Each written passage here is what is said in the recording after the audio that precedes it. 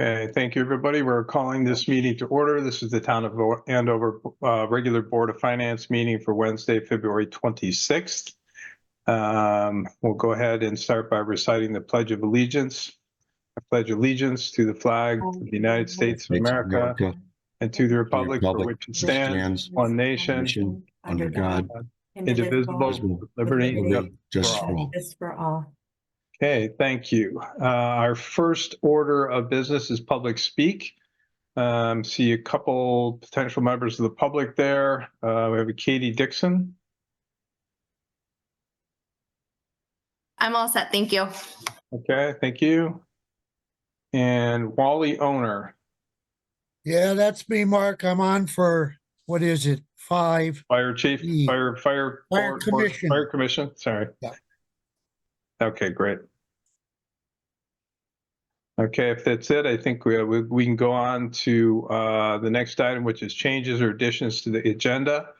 I don't know if anybody has any other changes they want to propose. I would suggest that one thing we could do is to move the budget discussions up earlier in the budget so that we can have the Fire Commission and the Public Works budget discussions earlier, and we can cut those folks loose if they so choose. So what I would suggest is that maybe we move that to item 5A instead of 5E. I'll go ahead and make that motion. Does anybody want to second it? I'll second it. Okay, I saw Joanne first. Thank you. Any discussion? Nope, good idea. I was going to suggest it too, Mark. Okay, all right. We'll go ahead and vote. All those in favor say aye. Aye. Okay, no opposed. Any abstentions? Thank you. All right, anybody want to propose any other additions or changes to the agenda? Yeah. Louise? To add that AHM municipal voting. If I don't know if everyone had a chance to view what I sent, but go ahead and kind of send along the vote to them earlier than later.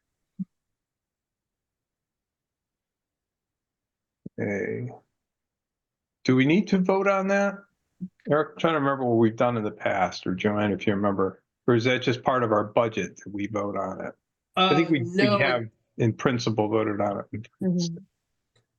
So Mark, the town of Andover cast 2 ballots. There are 6 total votes. Right. One is cast by the Board of Selectmen. Ann Cremay has decided she wants to be the rep for the Board of Selectmen. And Louise Goodwin, I think, attended the meeting, so is likely the rep. But normally it's voted I think on. we agreed on that. Yeah. By the Board of Finance and the Board of Selectmen, up or down. Yeah. Okay. I do remember that. Sorry for confusion. Yeah. It's been a couple of weeks. We did talk about that clearly. Okay.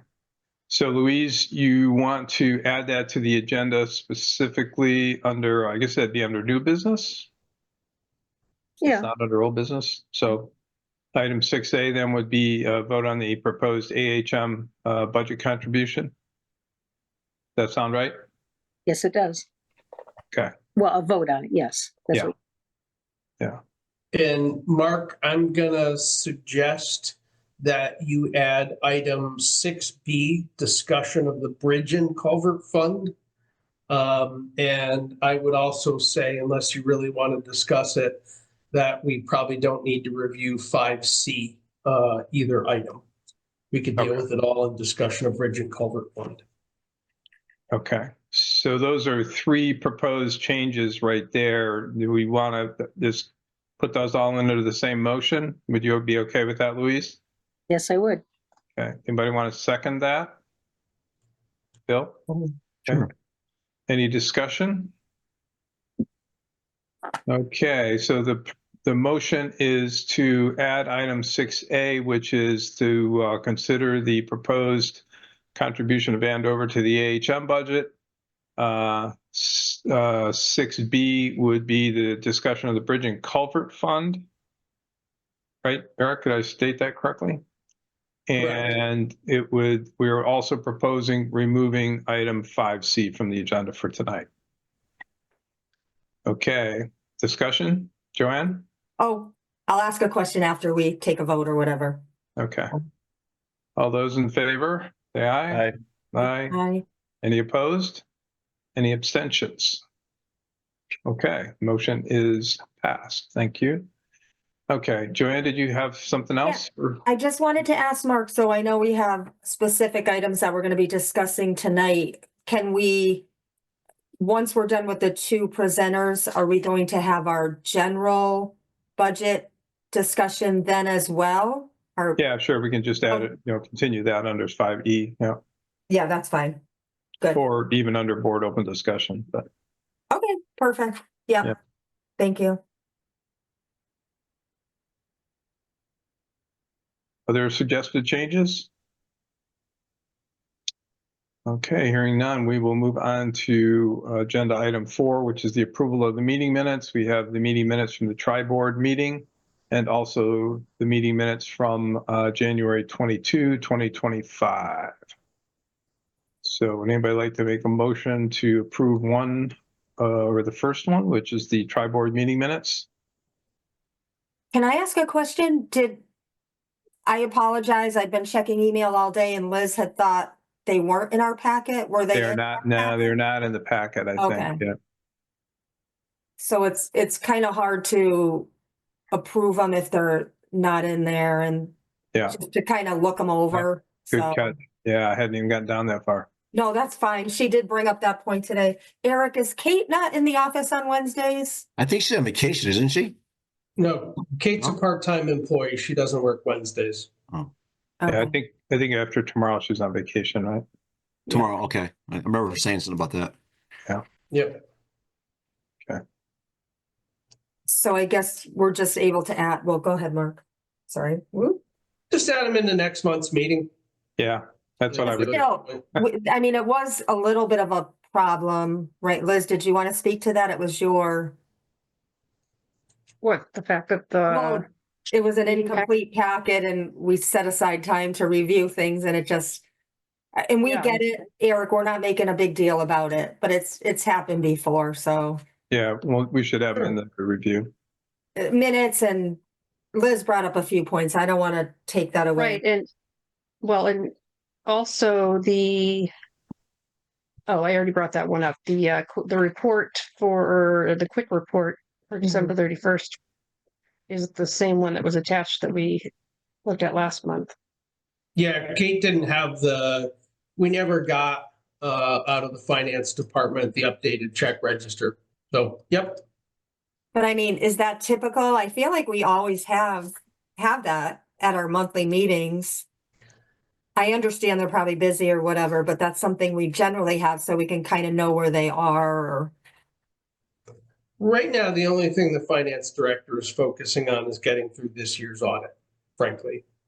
Yeah, we're that not being is the critical at all. priority, We're yeah. just being informational and asking so that we know. That's Yeah. all. Yep. I understand. Everybody's busy. I get that. Thank you.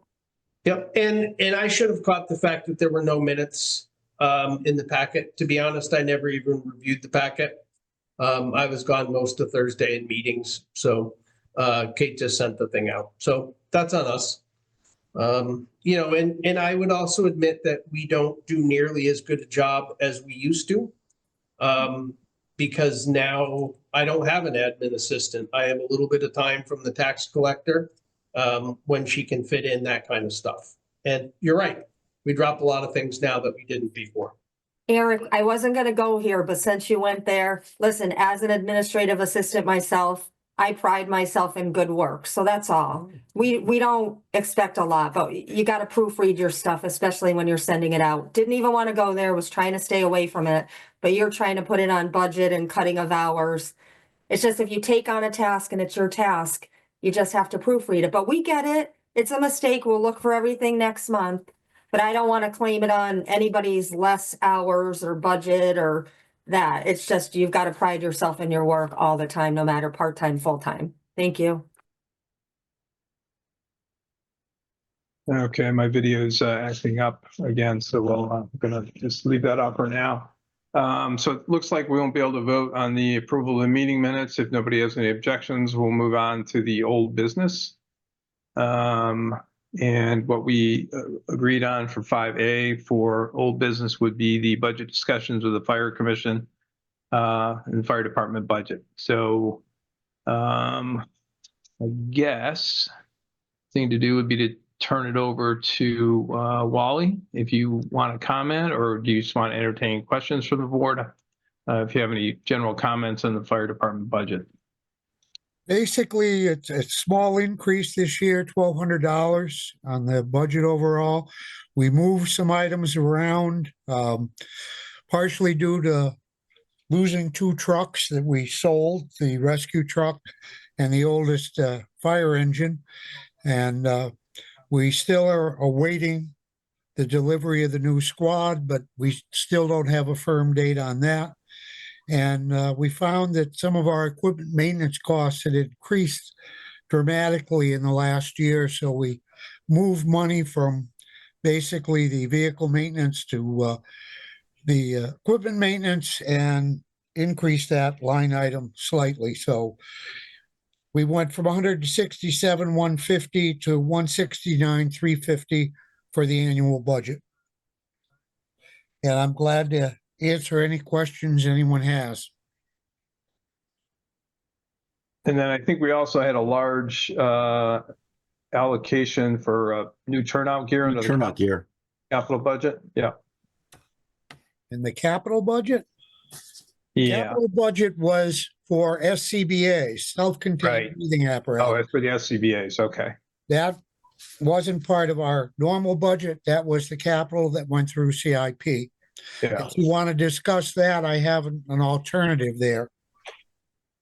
I would love Yeah, to discuss normally- that, actually. I would love to discuss that. Yeah, I would too. Thank you. Yeah, it normally goes through CIP and then it ends up with us and the Board of Selectmen. So, Okay, well, originally we asked for 20 new sets of air packs. And those were to replace units that were purchased in the 1980s, late 80s, and early 90s. We've been having maintenance issues with them, and our cost of repairs is dramatically increased. For the vendor to come and pick them up and bring them in to repair them, we're even getting a fuel charge every time they have to bring anything in for repairs.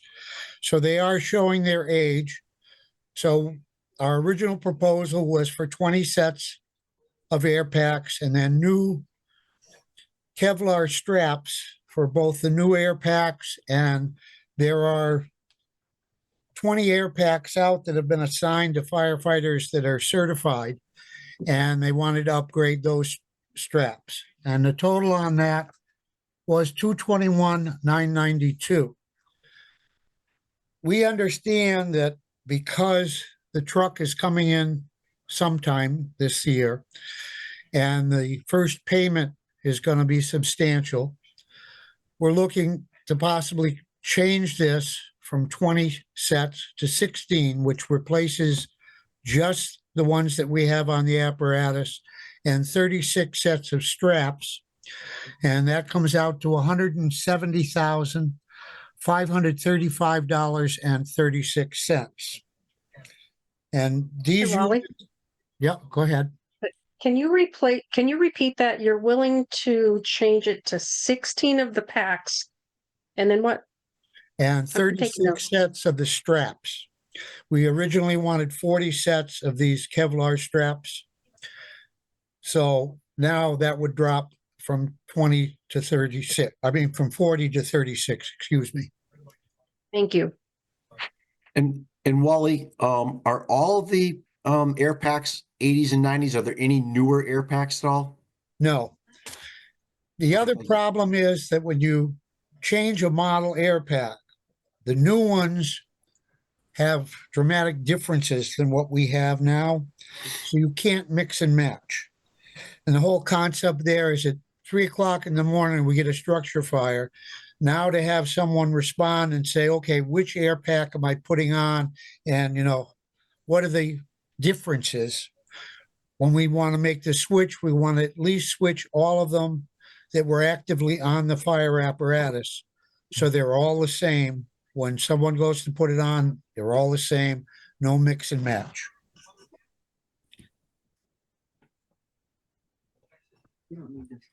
And while, if I recall correctly from CIP, the reason originally for wanting 20 is that 16 gets you loaded up on the trucks, but the extra 4 were for sending people out for training, or if you have a unit under repair. That's correct. And whenever anyone goes to things like firefighter 1 certification, they're required to bring their own air pack and spare bottle with them. And the concept was if we had spares and we had those available to go for training, they wouldn't be taken off the apparatus. And that was the original idea with the 20. But I understand that there have been questions because of the cost factor. And I have another question. And the reason that you need 36 is because what, we have 36 certified firefighters or? We have 20 firefighters that have been issued their own mask Okay, because they're all certified. So their mask is with them. So when they go to grab the pack, their mask is with them to put it on. The other masks are with the apparatus. There are 3 sizes of a Scott Air Pack mask. And those people that are certified have one that's fit tested to them specifically with their specific size. With the ones that are on the apparatus, they're all either mediums or large and hope that they fit properly on the other firefighters that would be wearing them. That's why we're looking for the additional 20 sets of straps to upgrade the masks for those firefighters.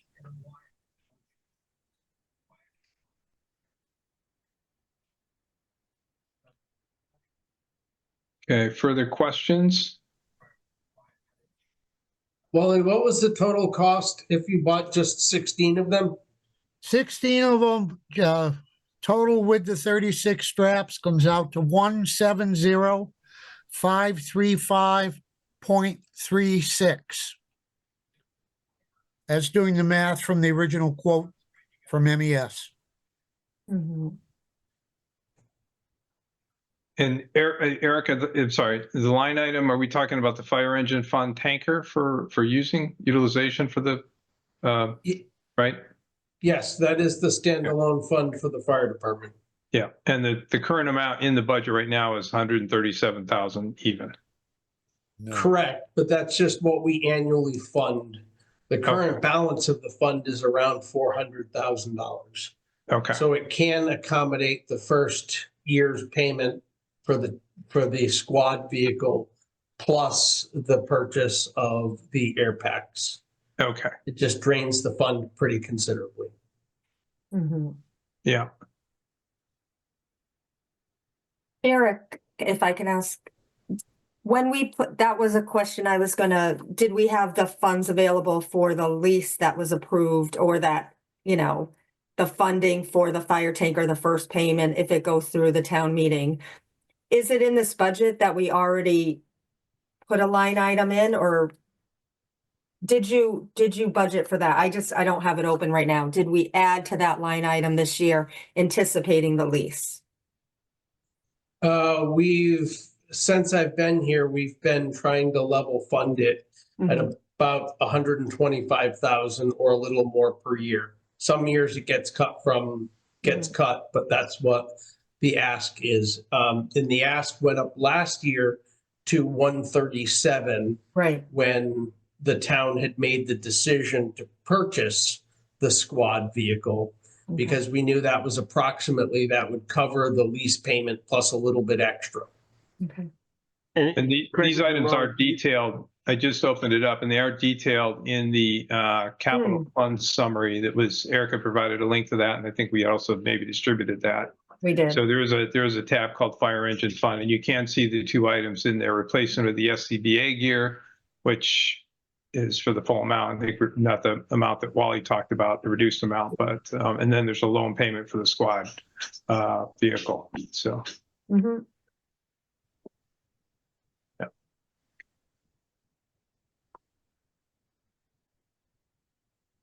And I know we already touched on this in prior meetings, but Wally, you feel it's important to do it all at once, and we can't piecemeal it together, even though, No, yeah. mixing and matching just leads to an accident happening sometime early in the morning at a structure fire and someone getting hurt.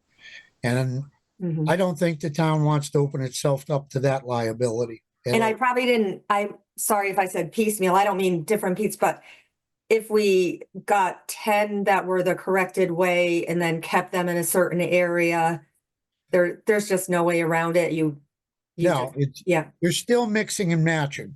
okay. Ones and new ones. Yeah.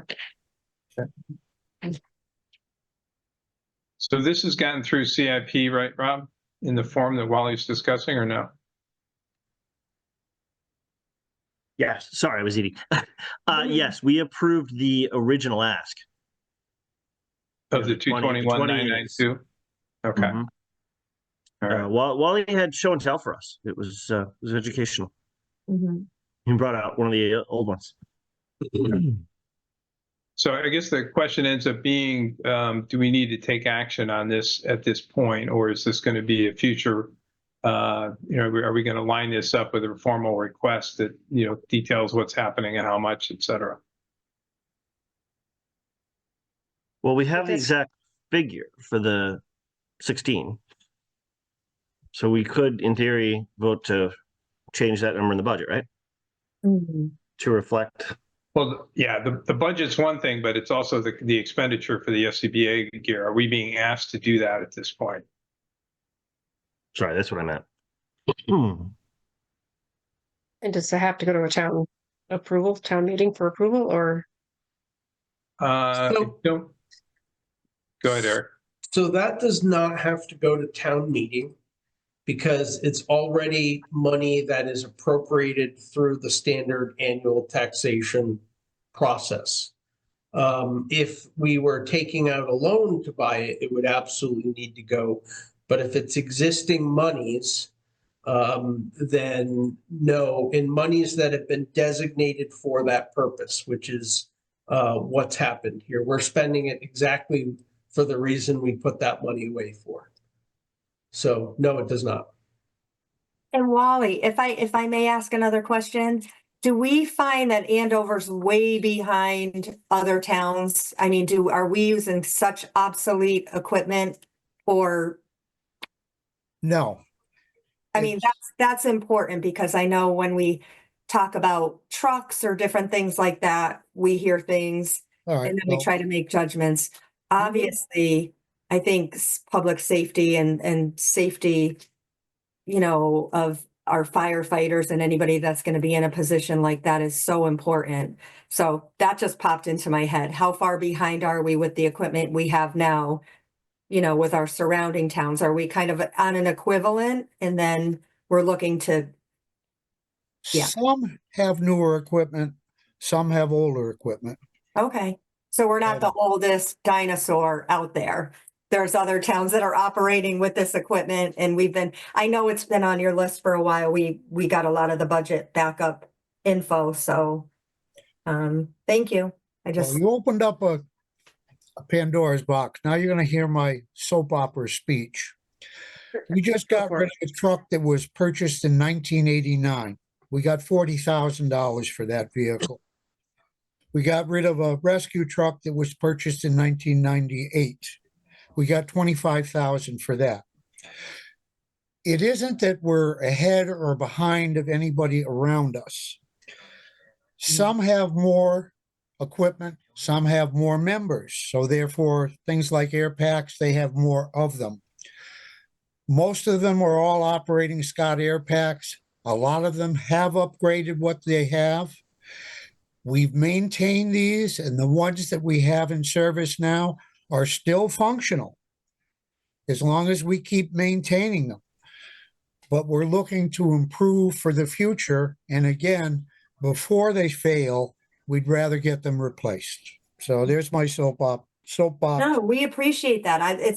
I know nothing about this, so, I've got to ask the basic questions. So they're Okay. functional, it is an upgrade, and, it's a decision, of, we definitely want the firefighters to have them eventually. It's just, is this the year that it goes? That's all. I'm not proposing either way. I think it's just Thank you, Wally. Okay, Wally, yep. do you have a breakdown? You said that the maintenance of them is becoming more costly. Do you have a breakdown of what that looks like?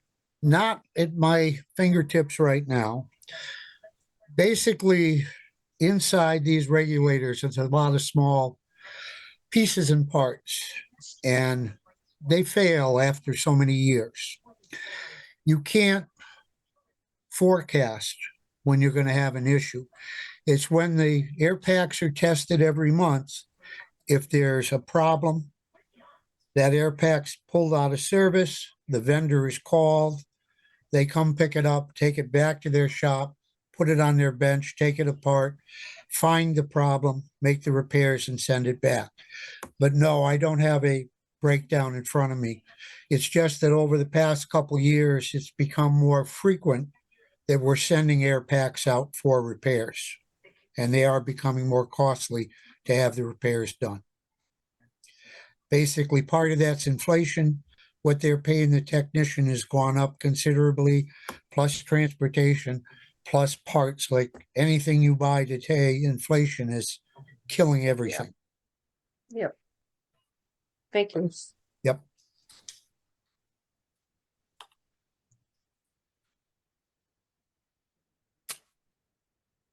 Well, I mean, could you give a ballpark figure of what that is? Is it like hundreds or is it thousands every time you have them fixed? Do you have any? They're basically, because of the transportation and labor that's involved, we're talking a couple $100 every time we send one out for repairs. Thank you. And you can't forecast that 5 are going to have to go out this year and 10 next year. It's a run to fail system. When they don't work, when they're tested, they're taken out of service and sent for repairs. They are annually flow tested, which is required by NFPA.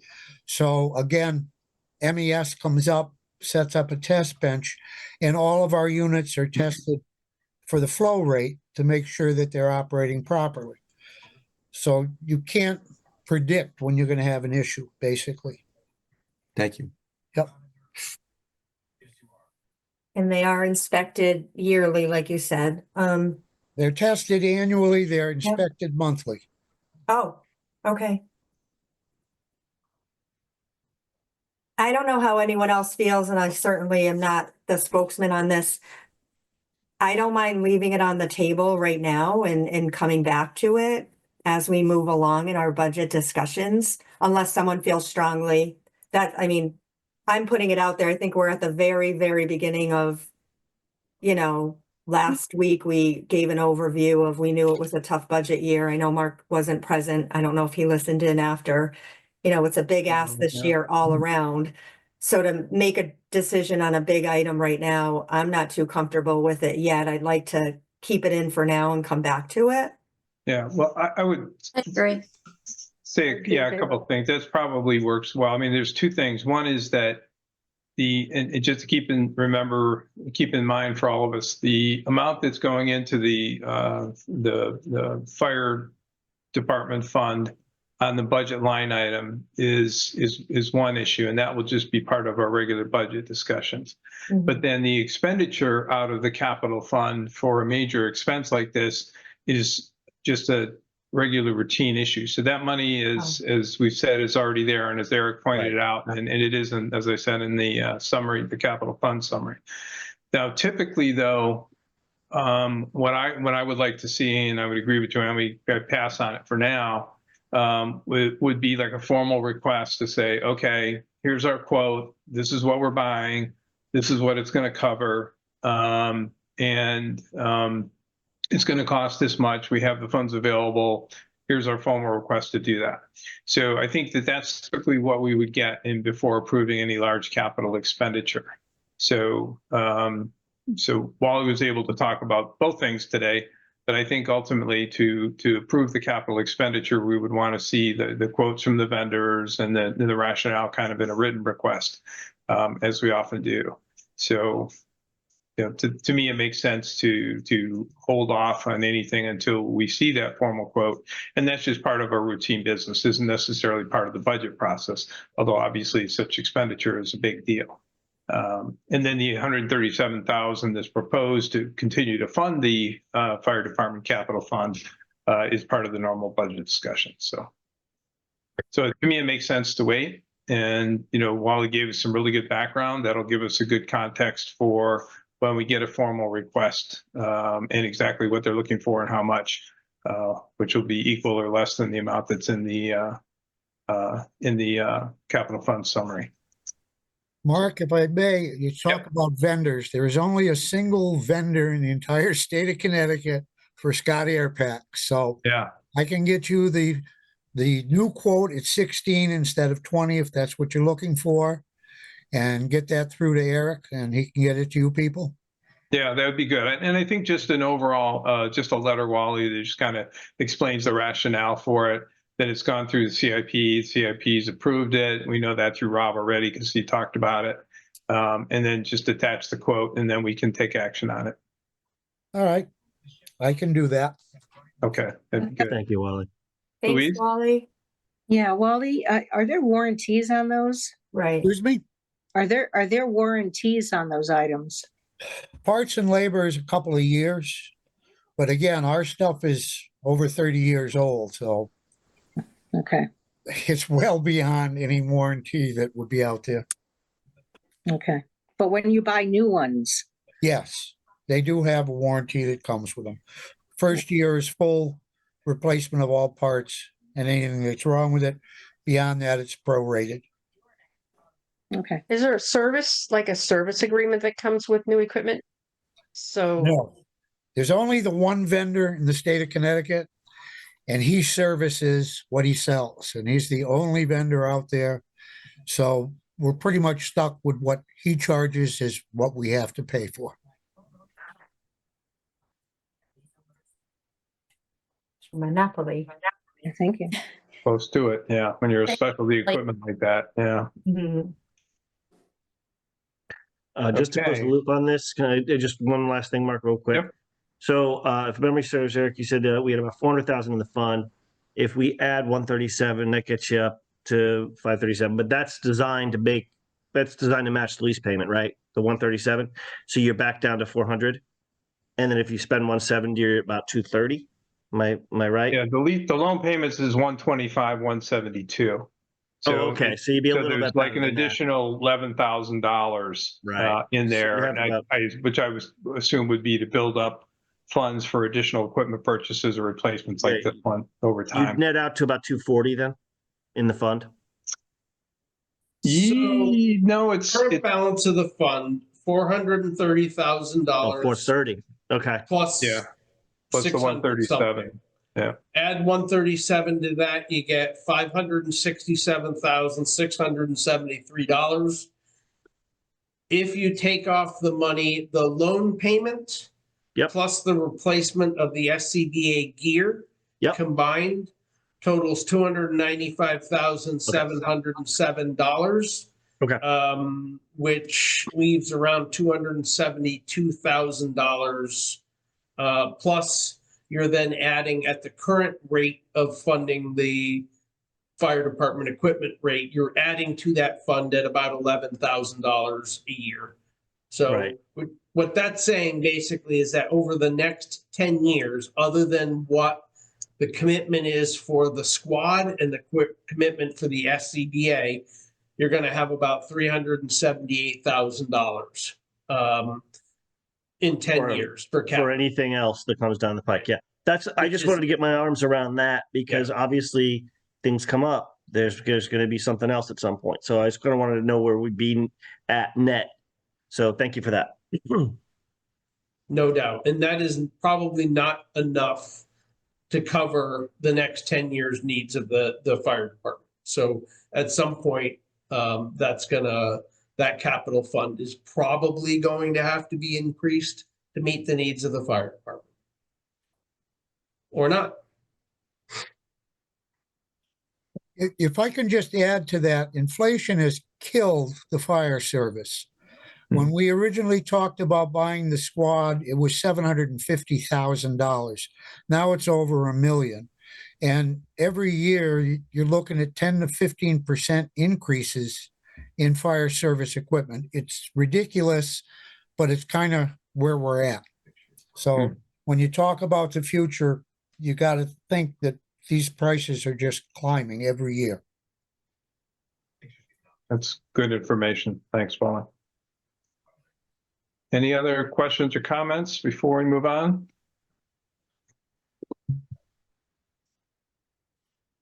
Okay, hearing none, I guess we'll move on with our agenda. Thank you, Wally. We appreciate your time and the explanation. I think that was very helpful. All right, I'll Thanks, get that Wally. information to Eric and he can pass it on to you guys. Thank you. Thank you. Appreciate it. Thank you. Thanks, Wally. Have a good night. Okay, we will move on to item 5A2, which is now the Public Works Budget discussion.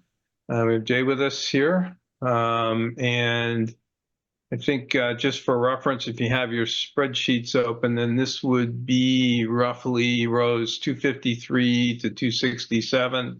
We also have snow removal below it, which is probably pertinent as well. So, Eric, I don't know if you have Can you anything to share it? intro, or do we want to just talk to Jay about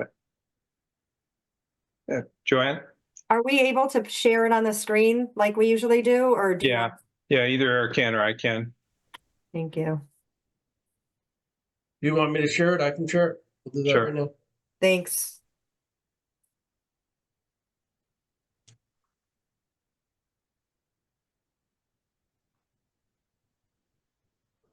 Okay, I don't know where you want to start, Jay. You have the town garage up right now. One I sec. don't see it. Oh, It's coming up now. There we go. Okay. I'm gonna have to move it a lot closer. Hi, everybody. Hello. Okay, so we're on the garage. All right, sorry, I can't see. It looks like it's a fairly flat budget overall. Yeah, I have it. We're down a little bit. Yeah. I presented to Eric a flat budget on this, the same amount, 35,845, is that correct? Yes. For the town garage. 34,575. Yeah, that's the, 34,575. Yeah. 34. Yeah, the 35 was the corrected current year budget. I think what you're looking at, Jay. Yeah. So column J is what we're proposing for next budget year. Okay, well, I apologize. I can't even see it. So, Can you zoom in a little, Eric, or no? On those? Jay, we totally understand. I had to run the meeting last week and I could not see. I had my magnifying glass out. can't see So- anything. No problem. It's not easy. He's going to add $150 to the budget for a new monitor. Oh, that's better.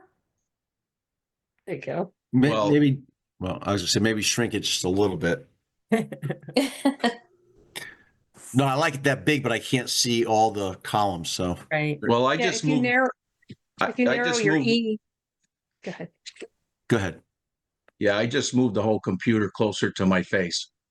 There you go. No. All right.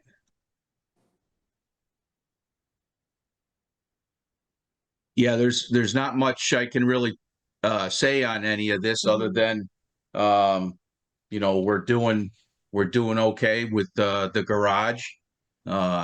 Since a few years of being here, we've been trying to do little improvements as we go along on the interior, clean things up around the building, do some maintenance and whatnot, and we just a little bit of a pecking order, and we're good with this budget. I don't know about electric and the fuel's gone up a little bit or stays steady, but we haven't really seen any increases in there. So that's, unless you have some questions about it, that's pretty much all I got for the build and maintenance. So you're actually lowering the budget for electricity and fuel oil? Is that because you guys are typically just using less than you expected? So Yeah, well- that's the electricity is always a guess because we have no idea. That's just based on the fact that the state has been going after Pura, and it looks like the overall rates for electricity are going to go down somewhat. I mean, although those contracts haven't even been negotiated yet, so we really don't have a firm guess. As far as fuel oil, that's assuming the same consumption of fuel oil at now, but this year's rate that we locked in at is $2.62 a Yeah. gallon, Okay. which is lower than what we had available last year. Yeah. Okay. That makes sense. It's not a lot of money. I'm just asking. Sure. Anybody have any other questions on this area, the town garage? I was just wondering, Jay, like under building maintenance, you have 17,850. Is there any specific items that we're planning on for that, for maintenance?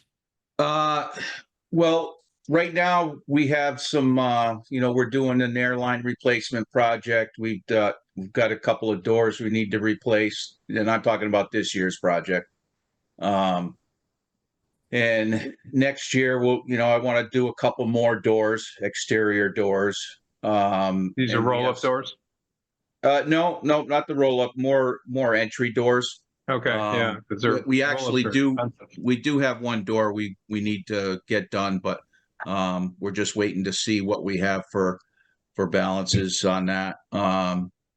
We have some minor exterior stuff that we do along the way, so yeah, just making improvements. We put in an airline a hydraulic hose bench in this year and station, so in an emergency we can do some hydraulic hoses in the middle of the night if we have to. Not for everything, but just kind of a minor small setup. So yeah, we've just been making little improvements here and there. Thank you. So the basic building they're in dates back to the 1850s. So there is a fairly high level of ongoing maintenance of dealing with that building.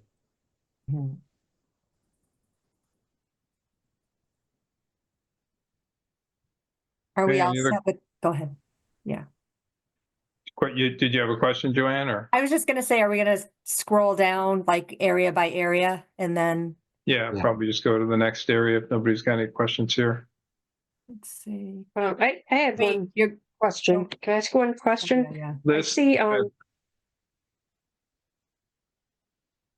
am I good? Go ahead, Liz, yep.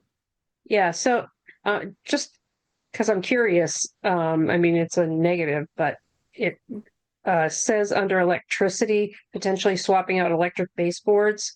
Is that like putting in new ones? Would that fall under building maintenance?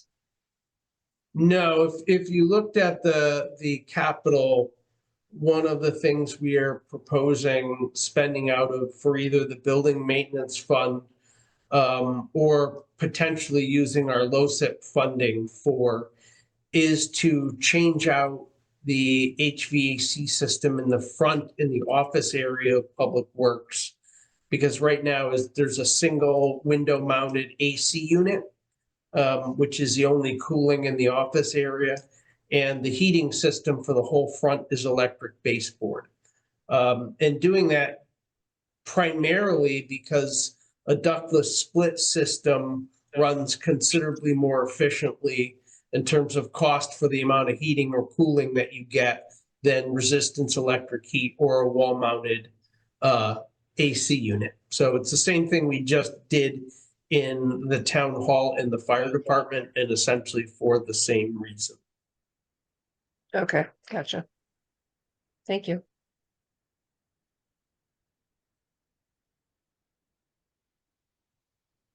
Okay, so we scroll down to the Public Works section. You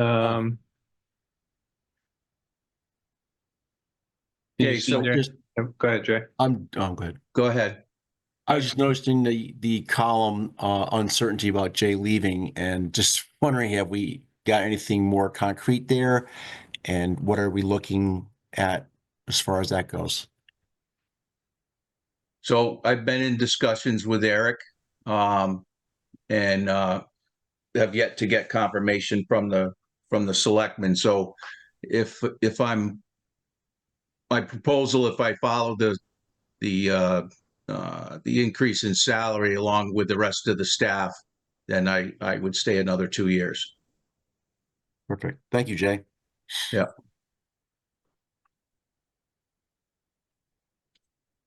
I guess I have a question, Mark, if I may. Yep, go ahead, John. Eric, I don't know, I know the selectmen had that special meeting last night and made some decisions on a couple of things. Has the spreadsheet been updated yet accordingly, or? Yep. It Okay. has. I looked at it today. The one that you sent in our budget documents, the link that you sent, is that the one we should be referring to now? Or So no? the updated spreadsheet is in that link today. There It is- actually are 2 spreadsheets there. You have to look at the date on each one. I think it's the one dated the 25th. Okay, okay. I didn't see it on all the tabs changed. I'll take a look later. I had been looking at it. Okay, if it's up to date with all the information. Thank you. Now I'm trying to look at this closer. And as far as the rest of the line items within the operating, many of them are running flat. Couple of them we lowered because one I can think specifically, we had a large purchase last year. I won't say large, but we purchased several sets of tires, which we don't normally do in a year. This year, I think I only have 1 set of tires slated to purchase, other than keeping a little money set aside for tire repairs and if we have to buy a tire. So that, other than the wages, I had that budget approximately up 2% from last year in total. Combined, because some areas we, like I said, we're less, and some areas were a little bit more. Yeah, I'm seeing the total public works is about 4% increase. There's a negative almost $4,300 in vehicle maintenance. So that's probably what we're talking about for the tires, right? So Yeah.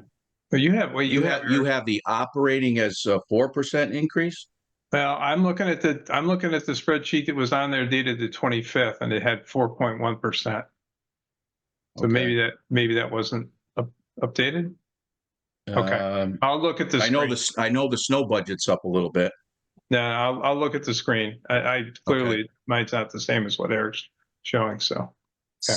So the reason that budget is showing lower now is that with the decision by the Board of Selectmen not to increase 1 member from maintainer 1 to maintainer 2, that drops around $11,000 out of the budget, which is why it is what it is. Okay. All right. Thanks. Yeah, I didn't have that in my original presentation to Eric. That was Got it. added Okay, afterwards. yeah, That's there why. is a So yeah, that differential. would be, Yeah. you'd be seeing 4%. Yep. Okay. I have a quick question. Jay, this line here, I mean, I know you have the capital funds too. This equipment here that's funded for 8,000, what does that cover? What line are you looking at? Sorry, Row 265. Yeah, row 265. Oh, I'm Count sorry. 5. Yeah. So I'm trying to find how I can minimize the screen so I can get into my, so under equipment, I can't get in. Hang on a second. No problem. Is there anything over, Eric, if you shift it over, does it give an explanation? I'm just trying to, The explanation's not there. What Jay is alluding to is DPW keeps its own master sheet of expense. here I go. Yeah.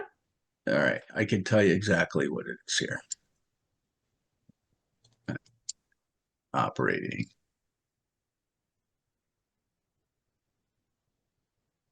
Okay, equipment consists of, I split equipment into 3 line items for myself to keep track of. So I take that $8,000. I have equipment tools, so miscellaneous tools. Could be a wrench, could be a wheelbarrow, shovel, Yeah, $3,000 for that. Signs and traffic control items, could be a sign, cones, any traffic, $3,500 for that. And the other equipment line item is radios. I try to keep $1,500 for that. So I take that $8,000 and I split it up, okay. if So that it's makes 8,000, yep, the total of the 3 different categories that you told us. Okay, correct. all right. And I do the same thing with vehicle maintenance. Hmm. I take vehicle maintenance and I put $29,000 for that. Mhm. And for tires this year, I earmarked 5,450, which gives me the 34,450. Can we go Supplies. up to that, Eric? Sorry. Okay, Jay. go. No, go Eric, ahead. can you show us where what line would that be? Okay, the 34,450. Vehicle maintenance, right, okay. So vehicle maintenance we've been pretty good over the past few years, since we've been rebuilding, making some upgrades and keeping our equipment up to date and, and maintaining things in a good manner. We've been using up that $29,000-ish. And like I said, tires, I try to keep $2,500 for like tire repairs, buy a tire. So the added cost from would be 2,450, something like that. Or 750. Anyway, Gotcha. I'm not a good math unless I do No, a that's okay, I calculator. know what you're. But that would be to purchase the other tires. Mhm. Can I Supplies. ask how many vehicles is Public Works responsible for? Right. Hang on. We might as well learn if we're gonna be on, every year a little sinks in. Yeah. So, if you remember last year, I Mhm. sent you, and I can send it again this year because I made an update. Is that capital purchase plan. Mhm. So at the last tab tells you the registered vehicles of the town, Oh. minus the fire department. Mhm. So we have assigned to us from the motor vehicle department 24 plates, 1 through 24. And right now we currently have, and this includes the 2 senior vans, not the buses, just the vehicles. Mhm. So out of the 24 plates, we have 1, 2, 3, 4 spares. So we have 20 vehicles, Okay. equipment, and vehicles Plow trucks, that are registered. Mhm. Okay, but that's not including some of, the smaller equipment that's not driven on a road. Like the skid steer, that's not registered. Right. Although we do use it on the road occasionally. Yeah. Okay. No, that covers it. I wanted to know. And then because you talked about, it's just come up in a variety of meetings that some of us have been attending. So I just might as well ask you, thank you for coming. Do we have, because I know you talked about there's you and now you hired the new guy last year. So now we have like the 2 groups that go out and you have, 2 groups of two guys together that can go out on a job. Do we have someone that is mechanically inclined? I think you had spoken to that last year. So do we have like a mechanic on site there that does these small repair? That's what I think you're alluding to, right? Yeah. So But you don't outsource everything, right? yeah, the person we hired was 2 years ago. Oh, sorry. And that was the last employee, 2 years, almost 3 years now. And the mechanic, the one that's came from fire service repair. Okay, so he's been doing general mechanics for quite a while. Yeah. And our maintainer one, so he's a maintainer two. Our maintainer one is also a mechanic, welder, fabricator. So we have two people that are very Mhm. capable. But we have limitations due to electronics of these vehicles, and they just have to go to a place where the computer can read them. Mhm. Fortunately, we have a vendor that on occasion, when we have the need, specifically for some of our frontline plow trucks, they'll actually come out with their computer and do a read right here in our shop. And if it's an easy diagnostic and he can point out the part, we'll fix it. But if it's something that has to go to their shop because you do a repair, then it's got to be reprogrammed and all that. That's got to go to a vendor to do. We don't have the capability to do that. It's very costly to be able to do that, just to maintain that software annually. You're talking about a $10,000 to $15,000 just to start up to have the ability to do it, and then you got to maintain it for about $6,000 a year. Right. We only have 4 vehicles that need that, and it's once in a blue moon. So it's really not worth the cost of having it. So we do have our limitations, but we are a very capable shop, and all of us will chip in and fix things. Everybody will grease it. Everybody can wrench, change a tire, do brakes, do whatever. We can all do that. We all help out. So a lot of that is done and okay, yeah. Oh, yeah.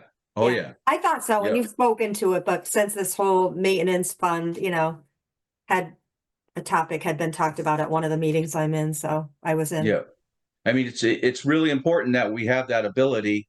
And what's nice is we all have something to contribute. Everybody has expertise, and some more than others, and others, they like wrenching, they like greasing, and others like being the real mechanic. So, Well, they'll learn on the job. There you go. A little on the Yeah. job training. That's awesome. No, Yeah. thank you for that explanation. Okay. The other part of this is supplies, the big ticket item. I don't know if you looked at that at all, the $20,000. So that I have split into 1, 2, 3, 4 categories, which would be supplies for the shop, supplies would lube and filters, supplies for the sweeper, and where's the other one? Oh, yeah, so supply shop, lube and filters, supply sweepers, uniform and safety. So that would be your PPE, uniforms and PPE. And that's typically the higher amount of that 20,000. So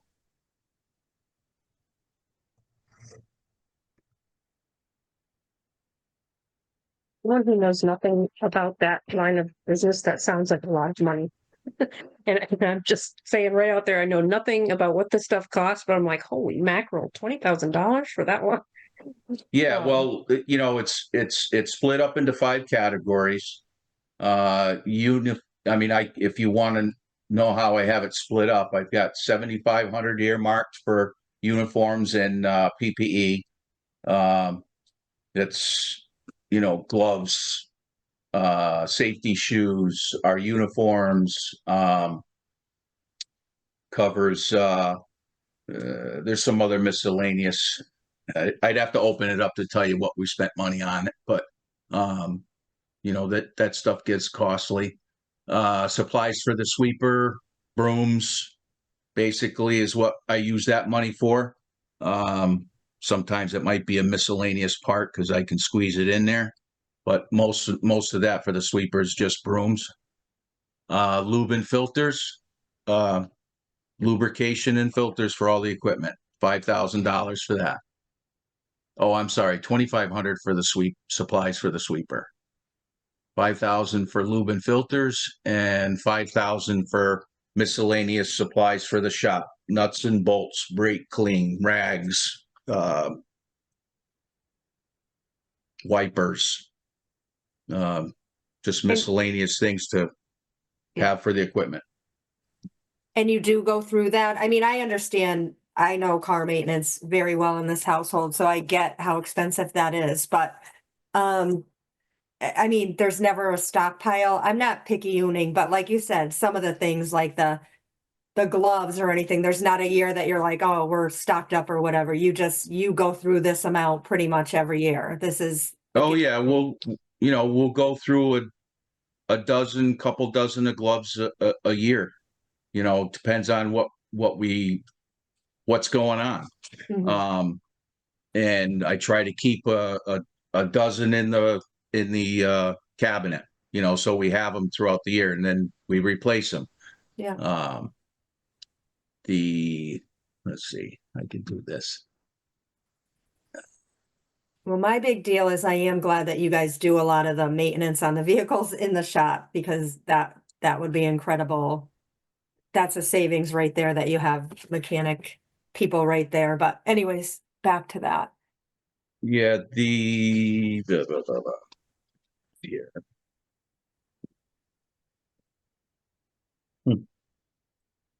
Now I got lots of papers in my lap that I had to move the computer. So I'm kind of lost my place. Okay. My notes.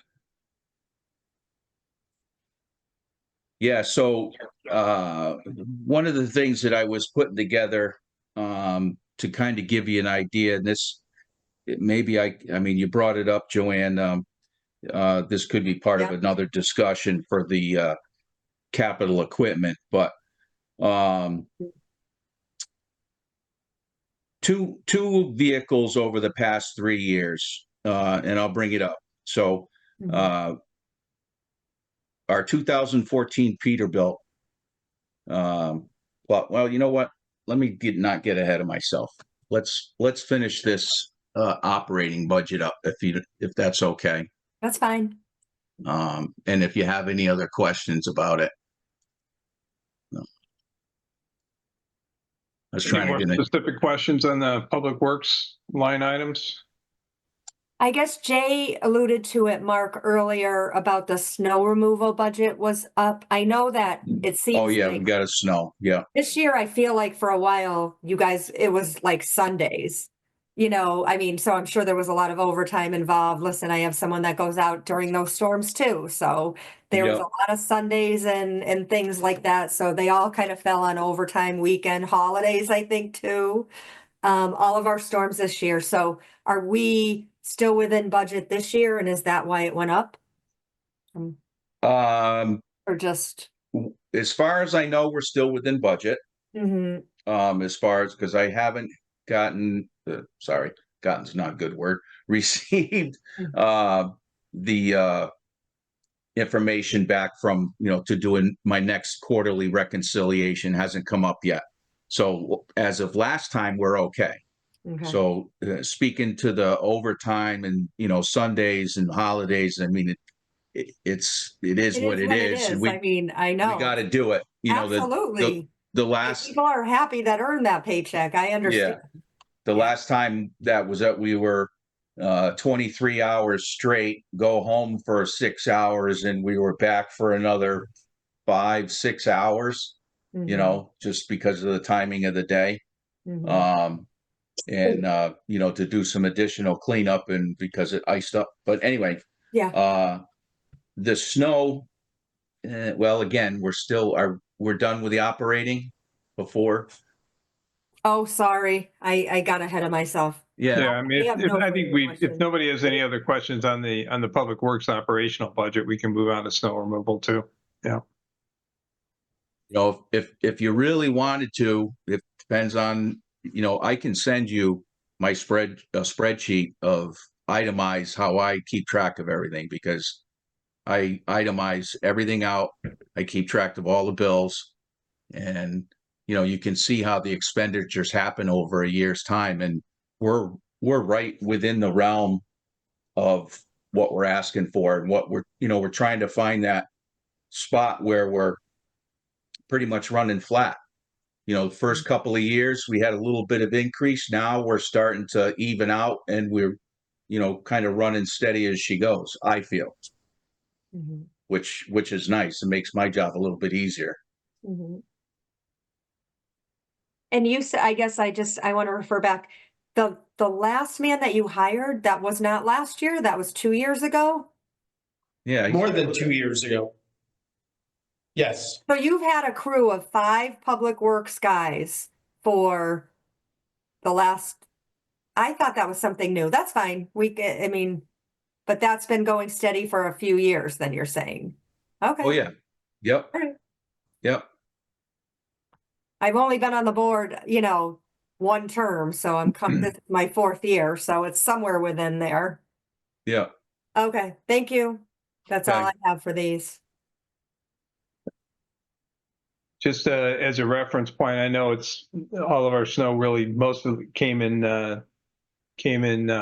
February, but if you looked at the January, end of January snow budget, we spent less than $15,000 out of a $97,000 budget. So we were pretty much way under, but of course, a lot of that I'm sure got chewed up in February, and the winter's not over yet. So Well, here's the kicker to this, because Yeah. I'm gonna just blow it all up. all right, yeah, I wondered. It looked pretty low. I thought maybe we got lucky. I am a salt hoarder because for specific reasons. All right. So, and this year was a perfect example. Quite a few years ago, not here, but one of my previous employers, there was a salt shortage. State shut us down. We couldn't get any more salt. Everybody was scrambling, so I managed the salt very carefully. And because of that, so last year, at the end of the season, because I've been slowly since I started, I've been slowly increasing the amount of salt we have at the end of the year. So we have a good charge of it to go into the following year. And we're going to replace that salt as we go on. So long story short, at the end of the year, I had 700 ton in the barn last year to start this year. So as we went along, we got through the face of it. We got into a couple 100 ton, then I split it, so I was using one half for one side, and, anyway, we ended up, I figured we had about roughly 200 ton left in the barn, and I ordered salt. Lo and behold, can't get it. We're having a problem get it. It was trickling in a truck at a time, 1 truck a week rather than, getting the whole thing within a few days. So a little bit scary. I still had some salt reserve when that all happened, and all of a sudden, no more snow. Now we're getting salt back again. And I'm going to be filling up the barn and chewing up what you see as a reserve. I just posted some bills for $17,000 for salt. Then I've got another 400 ton already ordered. So that'll be another roughly $38,000 for that. So we will chew up that salt budget real fast. Yeah, and that is your biggest line item, right? In that, yeah, Correct. yeah, more than I would think.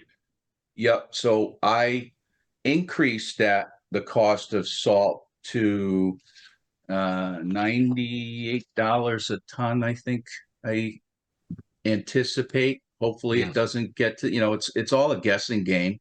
I added a few dollars a ton compared to this year. This year we're at 94.06, I believe it is, a ton. So we contract annually with whoever our supplier is. We piggyback on the CROG bids, so CROG basically does the bidding for us with all the different vendors out there. And then we contract for 800 ton, and we've been budgeting for 700 ton-ish. So I asked for to budget for 700 ton at $98 a ton, and I rounded it to $68,000 over last year's budget, which was what, 65? What was last year's budget? 66,250. 6650 or 66,500. So I bumped it up to $68,000. And then some of the other increases, it just increased for the plow blades. I earmarked some, and cost of steel is skyrocketed, so that went up from $3,200 to $4,800 for this year. Left sanding equipment flat, meals flat, sand flat. We're going to have to purchase some sand this year because we use quite a bit. The residents, we kept sand salt in our manger in here so they could come and get some sand because boy, things iced up pretty bad. And wages were up a little bit. So that's how I went from the last year at was it 90 something? It was last year. I don't know, I forget now. To the 100. 802, if that's what you're seeing. Yes. Mhm. Just under $4,000 increase. Yeah. So the bulk of that is the salt. And I'm just anticipating higher prices. Delivery costs, supplies. Yeah. Okay. Think about this. Thank The you. town of Andover, in a typical year, puts down between 1.5 million and 2 million pounds of salt on our roads. Wow. The poor vehicles, but we need it. I get it. Yeah. Wow. Anybody have any further questions for Jay on the snow removal budget? Nope. Nope. Awesome. Okay, what else we have? That it for him?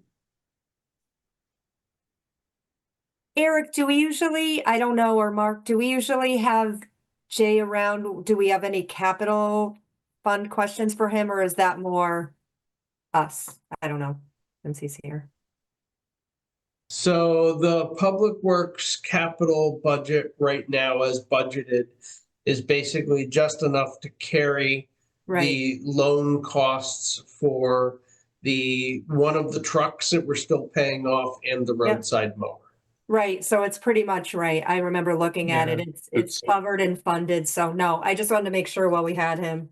Yeah, it's the line Yeah. item in the budget for this year is 125K, which is flat with the last year. Mhm. And the note is level funding, assuming no equipment purchases. So Okay. So is it okay if I touch base on that? yeah, absolutely. It's a good time. Okay. So just so you're aware, the end of this year, audited, we were in the rears 89,497. We were in deficit. So the 24-25 allocated funding at $125,000 became 35,502.28 for the year. And that's how much we have going. That's how much we have currently to pay the next two lease payments. Okay.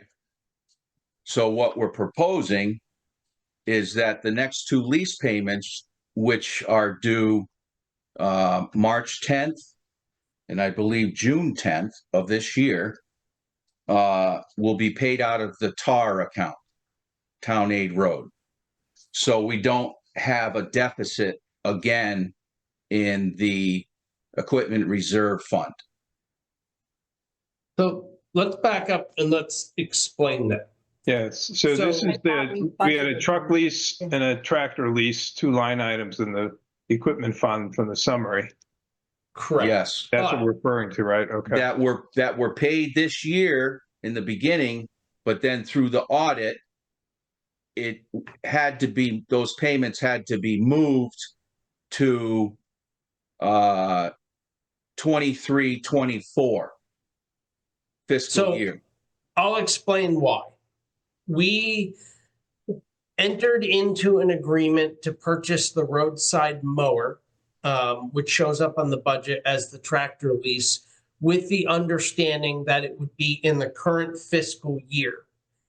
However, per the auditor, that even though that was the agreement with the leasing company and no payment was due last year, Right. because we actually took delivery of the vehicle in the last fiscal year, we had to back that had to into accrue last for it. year's audit, which kind of screwed us.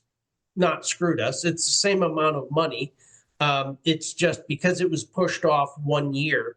And the way we're going to do it is we're going to take the money out of the town aid road fund, which is perfectly acceptable to spend on vehicles to get us current. So it doesn't look every year like we're starting the year off in debt. So basically just advance the schedule of payments from an accounting perspective. Correct. And then the last year, we won't have that thing. We won't have it showing. Correct. It will come off the Go back books into 1 town year aid road earlier. for that matter, if we wanted to do it that way. Yep. Okay. Right. But was the whole reason that we purchased it the way we did because we thought the funds were available in that year? And then or like you said, the auditor wasn't in favor of the plan? I mean, because usually you budget for equipment, you buy it in a budgeted year and it's all nice and tidy and it's there. Well, Or I am think I it's just that missing they kind something? of gave us the ability to pay it the next year, right? So Right. the They equipment wanted us to company buy it didn't, and they the said you don't leasing have, company didn't take the lease payment until the following year. right, but it's an accounting, It's an okay, accounting thing. It really should have been in the year we took delivery of the vehicles, what the auditors are saying. so note to Understood. self, we're just not gonna approve that again, it just makes it clear. Yeah, they would just, I the mean, I know it treasurer was would a- need to record it in the year in which it occurred, Yeah. yeah. Just no last minute things and everything sounds fine. I don't think it's a big deal. I'm not upset, but if it sounds too good to be true, then it usually is something, you know, It was a learning curve. yeah, Didn't expect that to happen. Yeah. You know, no, yeah, understood.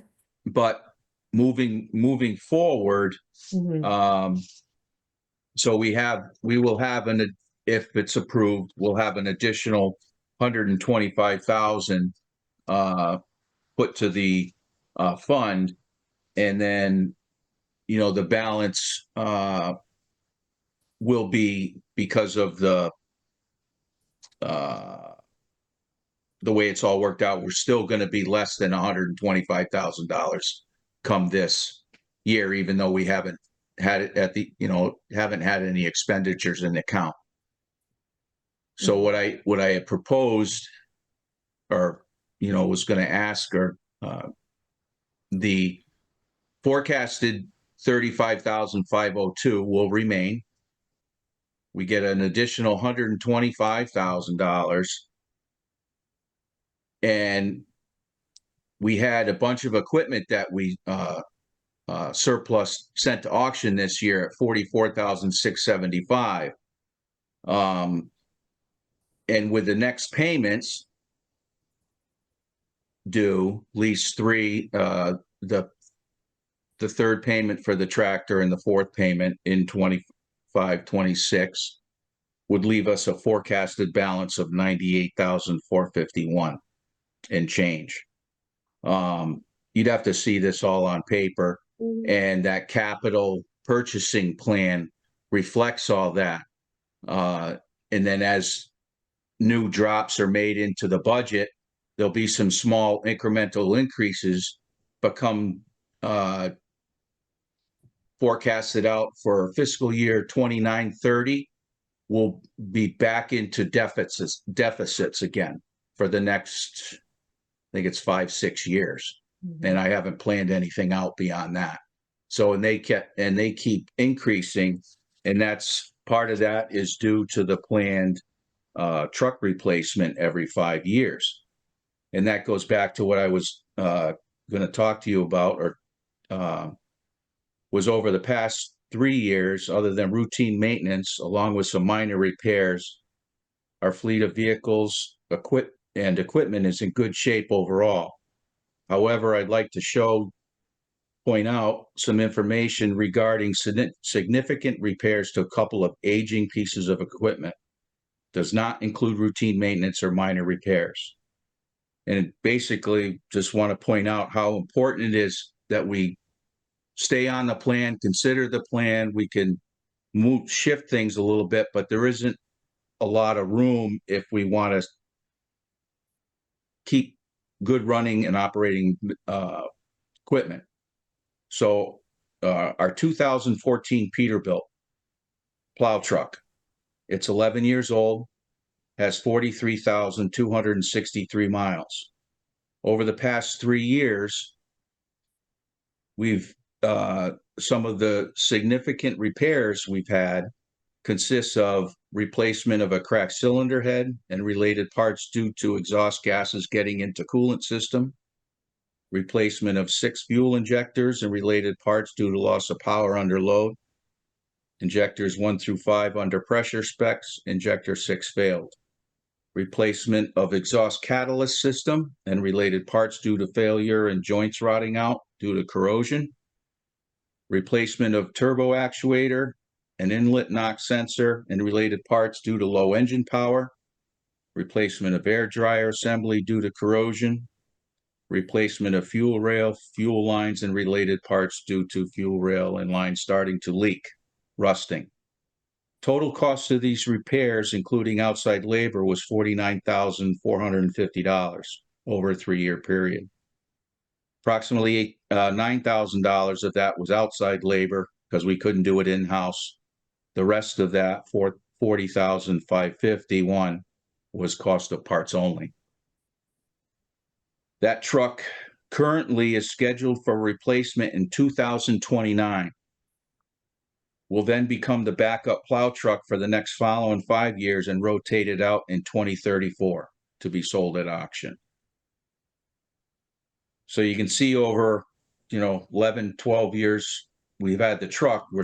This is the point where we're starting to put money into it, and we're going to keep it going for another 5 years, or till 2029, and then we'll rest it and just use it for as a backup truck. So we won't use it so much.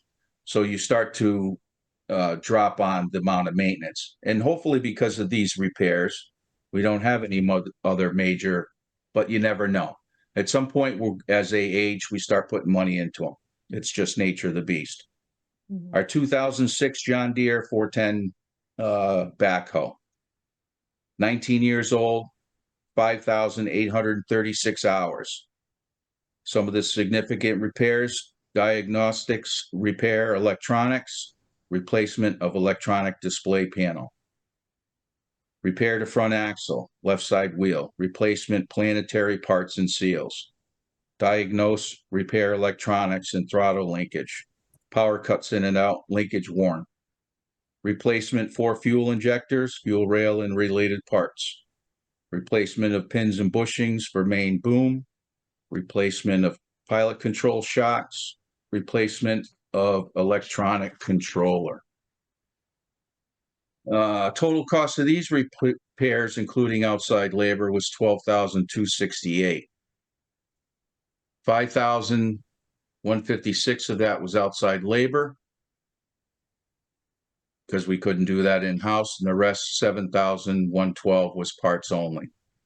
This backhoe is scheduled for replacement in 2030, but at that time, a reevaluation will have to be done when we get closer to the replacement date due to the fact the machine remains in good shape, being used less overall, introduction of the excavator now taking on much of its past work. overall cost of repairs, keep it at peak performance, has not been out of the norm. So that's just a couple of the pieces that we've been spending some out of the norm dollars on. Most everything else is all within the realm of regular routine maintenance. That does give us a good overview, and I do like hearing those things, and I'm sure, I know you said that you've sent it to us in the past and we can review it. I don't know, I didn't mean to just jump in, Mark, but Yep, it's good. I mean, there's just so many needs in the town that you get a fire and this is what happens. So, but you're giving us the background of what, a rotation means and hopefully providing good maintenance from your department from within. Again, I know how key that is to vehicles and everything. And yeah, I mean, it's a process with everything and balancing all the wants and needs and all of that and the definite needs. So that's all I wanted to say. I appreciate it from, my household is a mechanic and does these kind of things, and I know all about this stuff and, I appreciate hearing about that, and works in a town and plows and all that kind of stuff. So it's a big part of our town. It's a huge part of our budget, so thank you for giving us a little overview. Welcome. Okay, we have any other questions for Jay while we got him? So since you got them here, do you want to go over, because it is one of the bigger line items that the town has, expenditures for out of the road improvement fund? Because if you guys really are going to cut capital, there's the guy you need to talk to that controls most of the capital funding expenditures. And what do we have for road improvement? $410,000 was recommended. That's flat from last time. Can I Can ask a we put question? up the capital fund? Do you have that, Eric, or can we put that up and we could ask, Give me a few seconds. not lengthy question, the spreadsheet, don't we have, is it okay to just Here we put go. that? Yeah. And then if we had a tab we wanted you to pick up on, it helps. Thank you. So there is the very basic outline of that. Expenditures I need to go for the closer. spring and the end of this year, beginning of next year. Yeah, can you zoom in a little bit, Eric? Just a little bit, Eric, Yeah. these old eyes. Thank you. I know. All of us. Where's I'm like leaning, I'm all the way into my screen here. Me Um, too. My nose is Yeah. touching the I screen. need reading glasses. Eric, Uh-oh. can I ask a quick Eric question?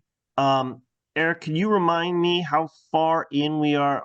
Many years ago now, we did a whole road survey and came up with like a 10-year plan. How far into that are we? We're changed quite a bit off the initial plan. We've got about 2 years to go to do the first pass, complete pass on all the town's roads, but just basic stuff, just shim and chip seal. So not a lot in there in terms of, major renovation projects. This is just basic pavement maintenance stuff. If memory serves, when that plan was developed, the decision was made to kind of maintain the roads that were in decent shape so they didn't deteriorate, because it's super expensive once they've kind of gone into failure. But we did have some roads in failure, and those were going to be really expensive. We haven't gotten to them, right? We have. Oh, okay. So that's where that shim and chip came into play. Eric, do you have the map that I made up that maybe they could see? Nah, Because I do, but I would have to share my screen. I have a hard copy of it. I don't have an electronic copy. I do if you want me to put it up. Sure. You just have to let me share it. Yep. I'll do that right now. Sorry for the detour all, but You should be able to share now. All right, where's the share button? At the If you bring bottom, your usually to the bottom green. of the Oh, wait a page. minute. Share screen, green It's- arrow, yep, up arrow. Yeah, it's under more because I share screen. Okay. Let's see, where's my desktop? Okay. No. Okay, how do I share my desktop? You should hit the little green up arrow that says share. It's right in the middle at the bottom of To the show screen, you a Jay. bunch of screens, and you select the one you want to, Yeah. you click on the one you want to share and you say share. Yeah, if you want to show. Yeah, the well, whole I thing, got it's screen 1, 2, green. 3, but it doesn't show my map of road treatments. How do I? Oh, wait a minute. There it is. Okay. So highlight it, share. Now I got it. There we go. Okay. We might need a little zooming. Might need some zooming. I can't, I mean, I'm squinting here. Yeah. I mean, I can Whoa. see, That help?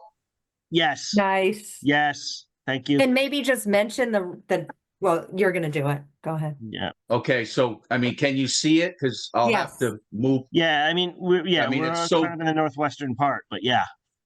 Okay. All right. So we started. Let's see if I can bring here at the bottom. And let me try backing it out a little bit so you can. All right. Can you see that? Okay. The Yes. different. So the roads that we've covered over the past, well, almost 5 years now, 4 years anyway. All right. So these are the different types: reconstruction paved, overlay paved, micro cape, chip seal, shim, chip seal, okay, satisfactory, and areas of proposed road work. All right. So that's what the town looks like right now, as far as the what we've done so far. And when I first came on board, we concentrated in the lake area. Okay. Bunker Hill, we did. And a lot of these roads, when you talk about they were under disrepair. So we had some of these smaller roads off the lake, main drag around the lake, that was a lot of places asphalt was missing. You could lose a truck in some spots. So, Yeah. with discussion with you guys and the Board of Selectmen and Eric and just with doing the shimming and chipping, we were able to repair these roads. And some areas we did, they were under such disrepair, we did some double chip, which helped out. We as a department have to be able to plow the road. We have to plow the road safely. I can't have somebody driving down the road in a whiteout and all of a sudden there's no road, no pavement left, and they hit the other side because they're into gravel and they hit the other side and the plow goes under the truck. Can't do that. So that's why I felt it was important that we repaired these areas and seal them all off. Lake area, the whole area. Fortunately, you guys, the town had a pretty good coffer at that time that we could do that. It's an most inexpensive procedure that we can really do. And then we proceeded on to Bear Swamp, Long Hill area, a couple other roads. I'd have to, look back at the Yeah. list. I have But a anyway. vague memory of Bear Swamp being in pretty bad shape at one point. Yep. Yeah. Hendy Road. Hendy Road was horrendous. Yes, we wanted to address a lot of drainage, but we could get away with doing minimal on the drainage and go back to it at a later time. Fixing a road prematurely before you do drainage doesn't make a lot of sense in a lot of cases, but the cost of doing shim and chip is, you're losing pennies on the dollars if you got to go back and do drainage. If you actually pave the road, now you're losing valuable dollars, and you don't want to do that. So we were concentrating on drivability, and getting water off the road, and just getting the roads back into shape where we could plow them more efficiently, and ultimately in the wintertime use less material as well. Some of the other areas that you guys did prior to was like School Road. You did a Cape Seal, Micro Seal is a combination chip seal, Micro Seal, which is a cape. And though that's an alternative procedure. You did chip seal in some areas, like in Townsend Road. So we're close to hitting all the roads. And some of these areas we have to go back and do some other minor repairs because things crop up again, especially in the bad frost. I see some proposed Crack seal is very important. So we want to spend money on crack seal. We want to keep the water out of the road. I know you guys just worked on my road recently. I saw you out there, remember? Yep. And that patched it up a bit. Is that on the, I see it sort of highlighted as a proposal. Is this just kind of older, or is that actually proposed for next year? No, it's actually part of this year's money. For budget approved. Great. No, yeah. So, well, Gilead Road, Cone Road, Windrush. Windrush. We want to do something different over there. That road's in pretty good shape. We might just try to do a micro seal on that. It's still in really good shape. We don't really, we go and crack seal that and chip seal or micro seal that. We can put that to rest for a long time. I shouldn't say a long time, but a good amount of time. Got it. Shoddy, yeah. Don't want to get ahead of myself. Gilead Road, Cone Road. What's on the? Yeah. Long Hill. Shoddy Mill. Well, no, Shoddy Mill's different. So for spring, all right, we're talking for chip seal before to spend out of this year's dollars. It's already in place. Gilead, Cone, this section of Long Hill down to Woodbridge, and Skinner Hill. So okay. Those roads we shimmed in. Was it mid-fall? We did it in the fall. They were in pretty bad shape. A lot of deep, some deep wheel ruts. Some areas actually were starting to show gravel. So Cone Road's horrendous. Before we do that, we want to cut the edges of the road really well, the shoulders. We want to try to get the water off the road so it doesn't stay in there. But so those roads are slated to be done before July 1. Hey, Jay, can I ask you a question?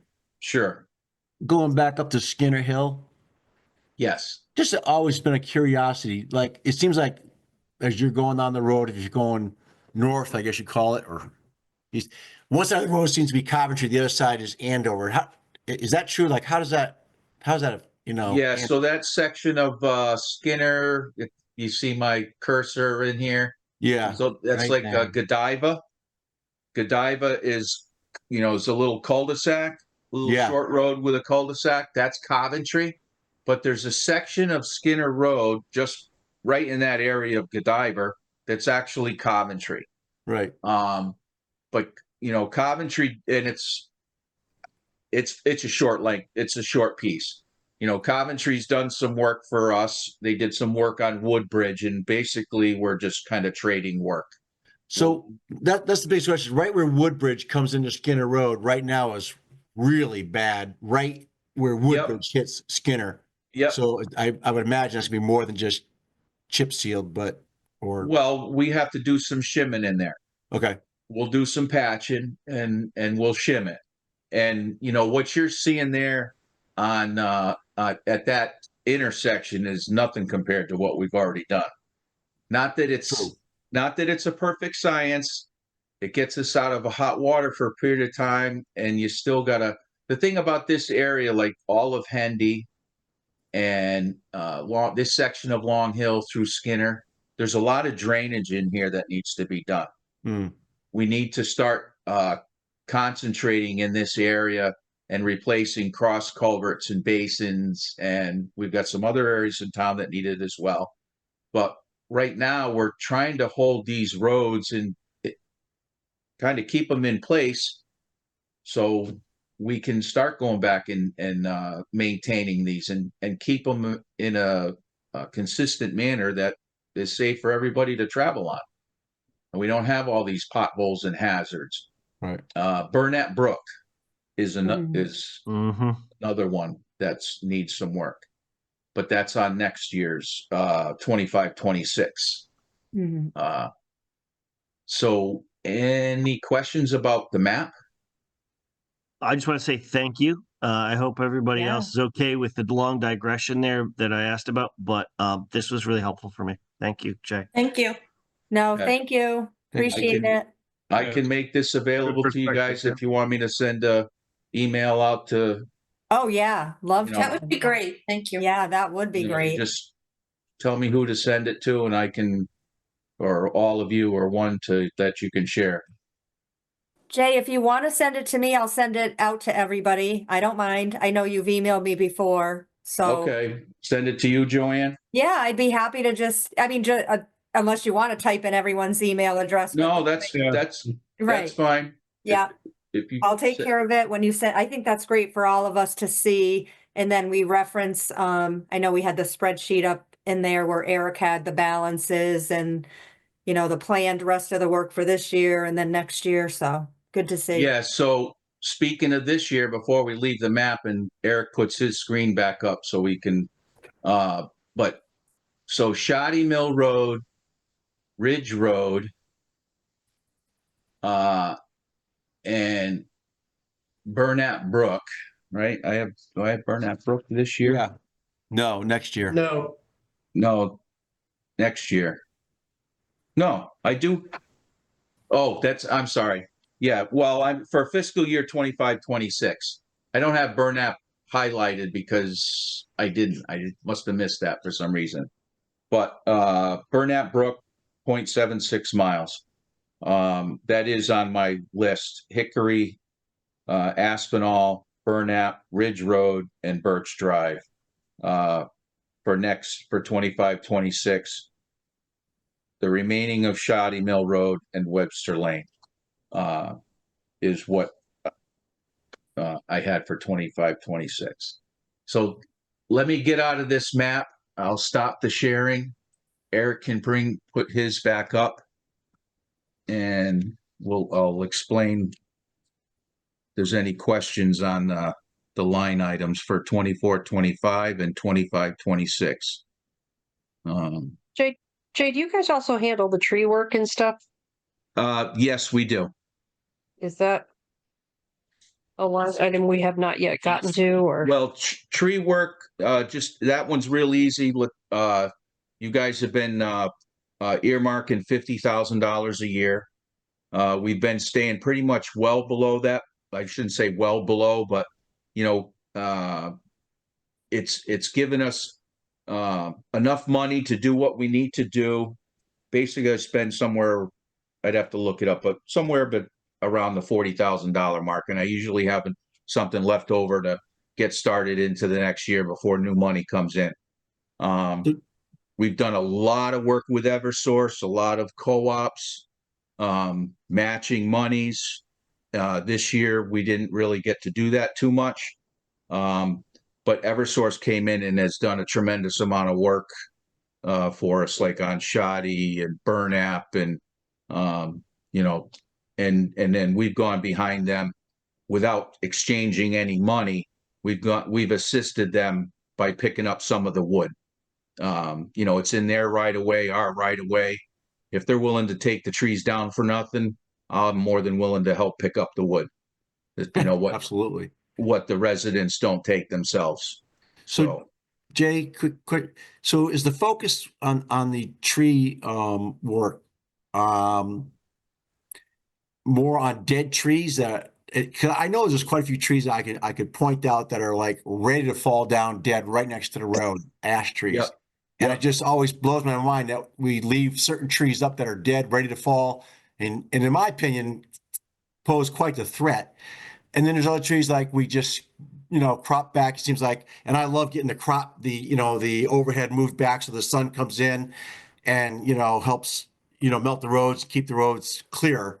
So I just wasn't sure where the focus was, but I could drive around, like there's certain roads, I hit Wheeling Road all the time, and there's like dead ash trees that are just right there, ready to fall, dead as a doornail. And I'm like, why do we skip over certain trees?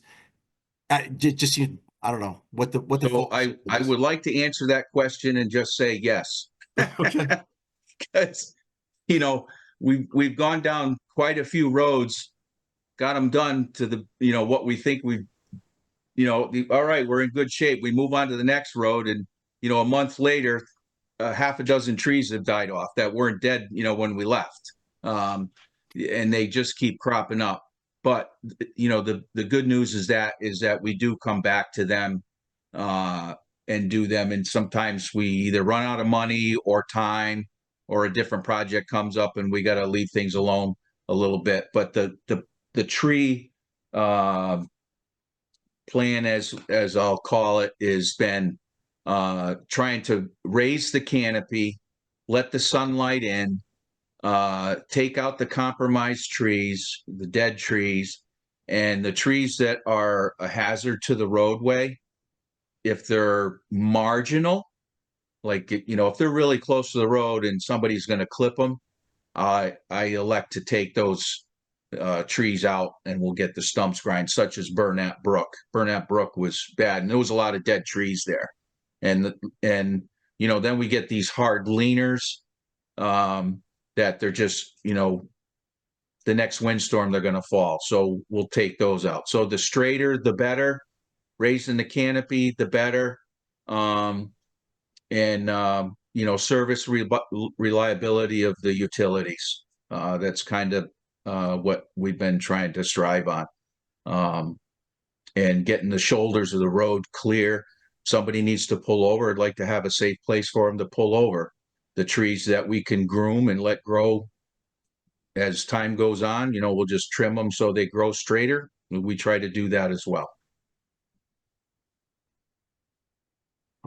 Like I said, there's just a few trees in my mind that are like been dead for many, many years, ash trees that are right on the edge of the road. And I'm just like, why do they keep skipping over these trees? But Well, Bill, if you see something, say something. okay. Yeah, I was gonna say, you know who to call, right? Give me a call. I'll put them on the list because I have a long list. All right. We'll go for a So ride someday. And to put that in perspective, if you look at the trees within the town's right of way, based on the number of road miles we have, there's roughly 40,000 trees in the town's right of way. And you think that across all species, the average life expectancy of a tree is around 80 years. So another way of looking at that is saying your basic level from the town's right of way is about 400 dead trees per year in the town's right of way, not including ash borer or anything that provides really accelerated die-off. So between us and the utility company, just to maintain status quo, you're taking 400 plus trees a year out of the town. That puts it in And- perspective. Yeah, and we've been averaging when we hire a contractor to do our tree work. We've been averaging somewhere between, call it $270 to $340 per tree to have it removed. So depending on, Right. some days, when we come in and have them here for multiple days, and you put them in an area, they don't have to do a lot of bouncing around. They can get a lot done. But if they have to move, from one side of the town and remobilize and pick up, sometimes it's less. So it averages out about that cost. Super. Okay. Jay, if we're done with the tree questions, are we gonna circle back? Or are you gonna tell us something about Yep. the roads? Yep, Yeah, the road work, sure. yep. Did Thank Eric you on put those the, trees though. Yep, did he put up the, yep. okay. There we go. All right, so for this year's work, a remainder, 24-25. Currently, we have $646,000 in that road improvement fund. So I have, I'd like to finish the guardrails on Long Hill, approximately 1,000 feet at 30,000. Like to spend some money on crack seal throughout the town, about $50,000. Pavement markings is typically around 30,000, a little less, could be a little more. I earmarked for 40.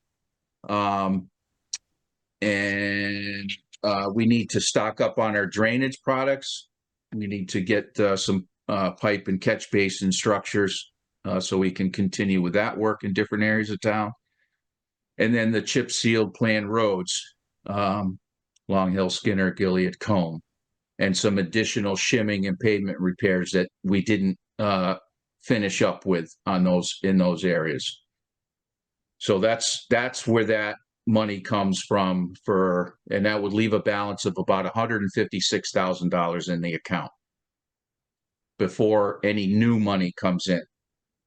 And And my then, question, can I Yeah. just, so that's what it is basically, is we have a running account there. That's the whole idea of having this funding, so it's available for you as you Yep. guys have the time, multiple projects or whatever. So we will have a little bit left at the end of the year, hopefully, and then just keep building on it. Okay, right, sorry, didn't we? I know you were gonna go into and then this is just your wish list of what you would use the whole total the next year. Is that what you're? yes. Yeah, So for Hickory, Aspinall, Burnap Road, Ridge Road, Birch Drive. And I'm estimating a standard shim and chip on that we've been doing at about 74,675. That's for the estimate of chip seal only. mhm. For asphalt, the contractor and because we hire an asphalt contract or the paving company to come out, Right. I try to budget for $95,000 for them. And asphalt, I budget for 1,000 tons at $98 per ton. So it's a 95,000 and 98,000 for those. Jay, you skipped Cape Seal. What is Cape Seal? Yeah, Oh, I'm sorry. Yeah, so the shot for Shoddy Mill Road and Webster Lane. So as you recall, Shoddy Mill Road was part of or part of Shoddy was part of a reconstruction project we did a couple years ago. Mm-hmm. Did a lot of drainage over there, and we stopped just past Wales Road. Mm-hmm. So we would like to finish that road up and put it to rest for quite a few years. So the road, the rest of that road is in pretty good shape, with the exception of a couple sections that need to be dug up and put in some good material and have paved, and then we can do a chip seal, micro seal over them. That's what Cape Seal is. So they chip seal the road, and then they come back and they do a micro seal over it, which is I call it kind of a slurry concrete asphalt emulsion. It's what they did on School Road quite a few years ago. I don't know if you saw that operation or whatnot, but it basically, the chip seal, they put it down, they wait a little bit, they sweep it up, and then they come back and put the micro seal down, which gives it a smoother surface. And it's more like it's kind of like a concrete substance, but it's asphalt. They mix concrete product in with the emulsions. And that's what Cape Seal is. And then also Webster Lane. Webster Lane's a small area in town. We've done some drainage improvements over there. We've got a little bit more to do. When there's one other catch basin we got to do, replace a couple tops. We could put that area to rest for a while. And it would be done. Because at some point, the town, if you look at the different processes of road asphalt replacement, maintenance, there's different things you can do. So, you can't keep doing chip sealing forever. You can put layers and layers and layers, and eventually it's going to build up, and then it just kind of makes these deep wheel ruts, and that's no good. Eventually, you got to start putting asphalt on the road. You got to do reconstruction. So we've got to create a plan, do things hand in hand. You do a little less of one thing one year and a little more of another year. So, 1 year you may concentrate just on reconstruction, and and the next year you go back to your chip seal. Nobody likes chip seal. Terrible process, but it works. And, everybody has done, it's, things that happen with that, the downside of it, it's, rough, not good to walk on. It's dusty till we get it all swept up and it gets rained on after a while, but eventually it all blends in. It's just, average cost of shim and chip per mile is about $70,000, where reclaiming of a mile of road is almost $500,000. So, you can do a lot more with one than another.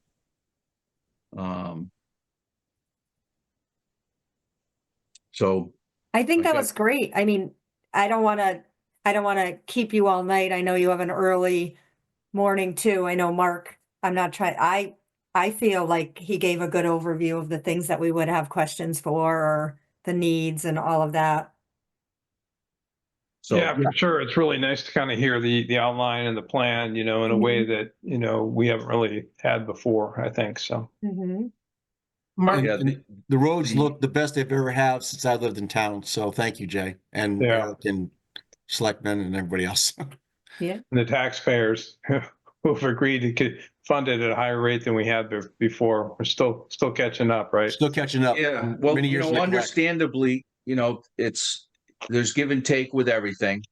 In total, for this year, between the capital drop that you guys do, and then the tar, we're looking at $610,000.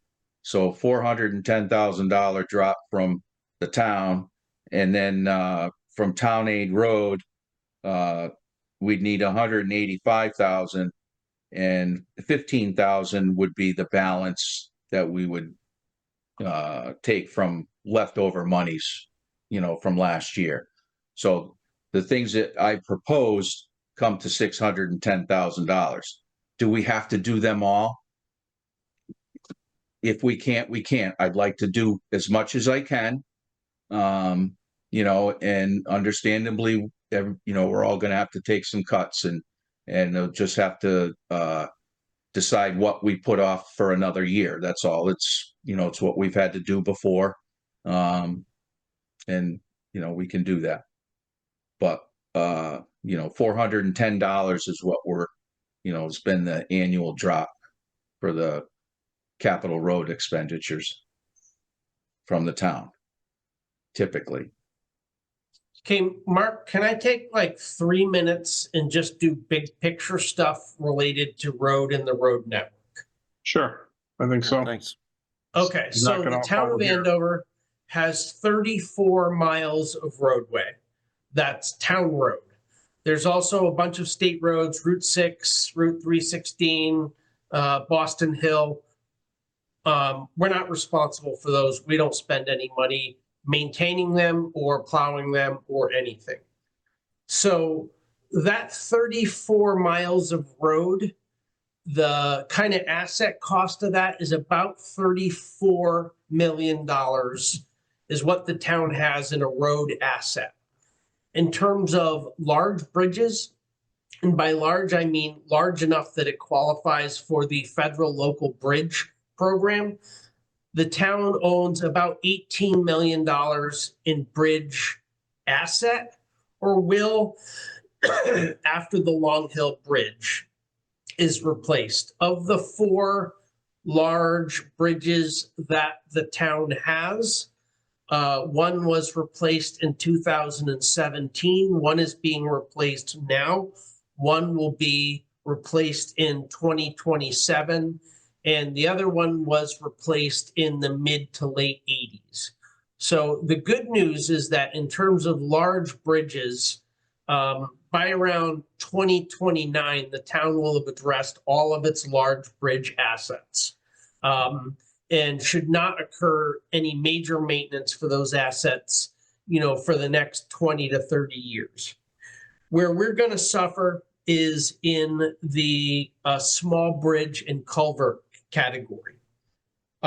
Currently, we have 4 of them that are rated either poor or failing, of which one of them is currently enrolled in the state local bridge program and should be on the schedule for summer 2026 replacement.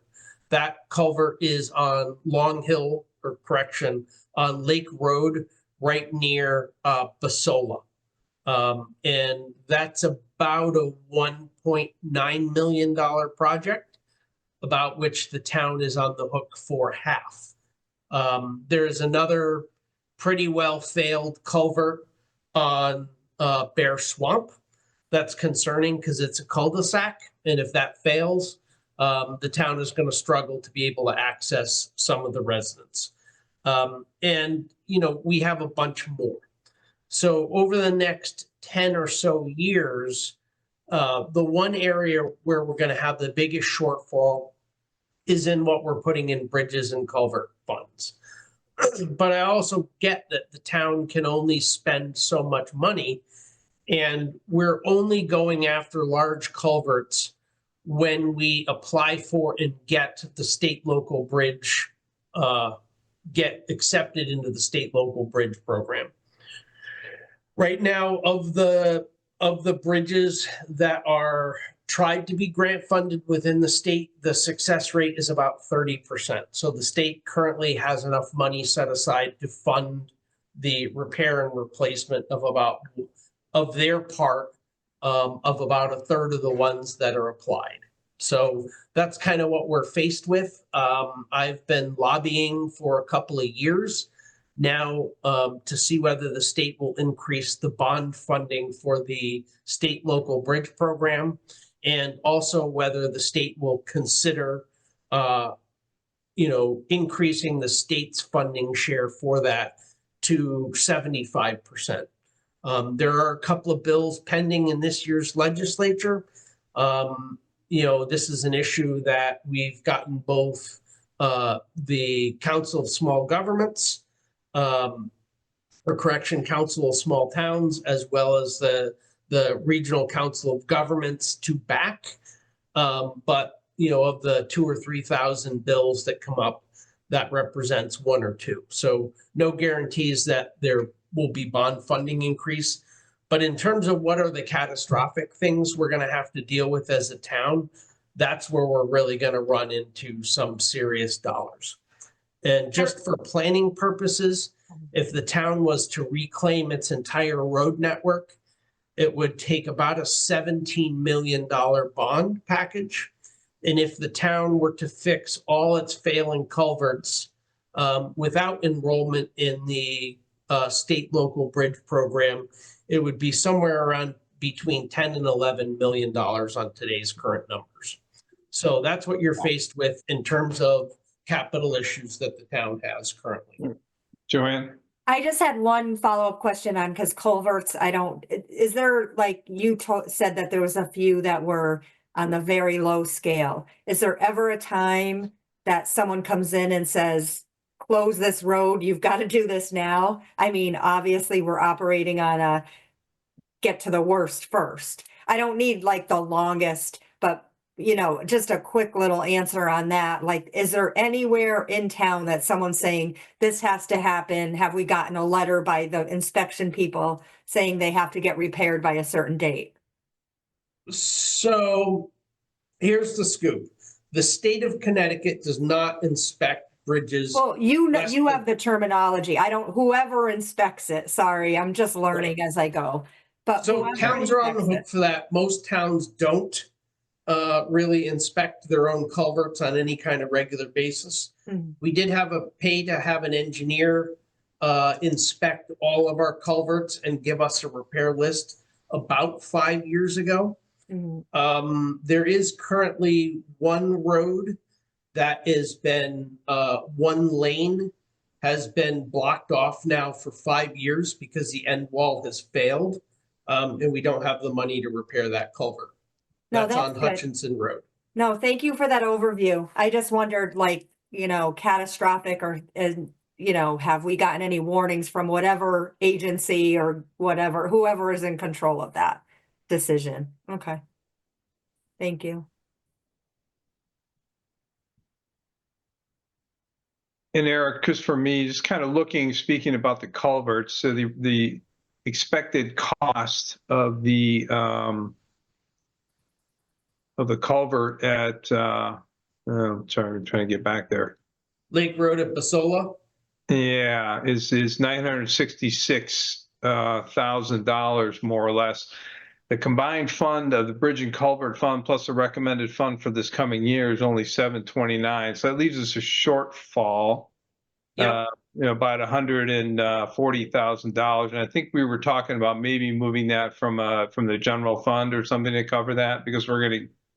So do we have a plan for that? I'm trying to remember we discussed that in detail. So because the construction season will be next summer, and with a little luck, it will bridge 2 fiscal years. It's not likely to be done by July 1. I'm anticipating using part of next year's capital funding to pay for that also. Because I recognize, we don't have the money currently. We could never budget enough in the last cycles to get to there. So basically what we've done is I've kind of slow walked the design and engineering for that culvert. We've Okay. gotten another extension, which allows us to do the work next year. We'll do Okay. it next summer and we'll bridge one more fiscal year. So we Got can it. pay So for it. if we did a flat funding, it would just about cover it and gives it $10,000 to $20,000 additional. So it's, the note says here for 2026 construction season, just didn't know if it was only that season. So, okay. All right. So that's the strategy to cover that. Yep. Now, okay. Yep. Won't leave Unless us. you want to put another 150,000 into it this year, but it doesn't seem like that's too likely to happen.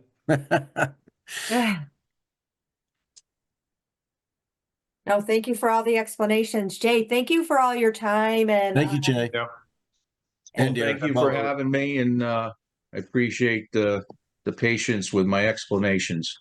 No, it's helpful for all. All worth Appreciate it, Jay. Thanks a lot. Thank you, Jay.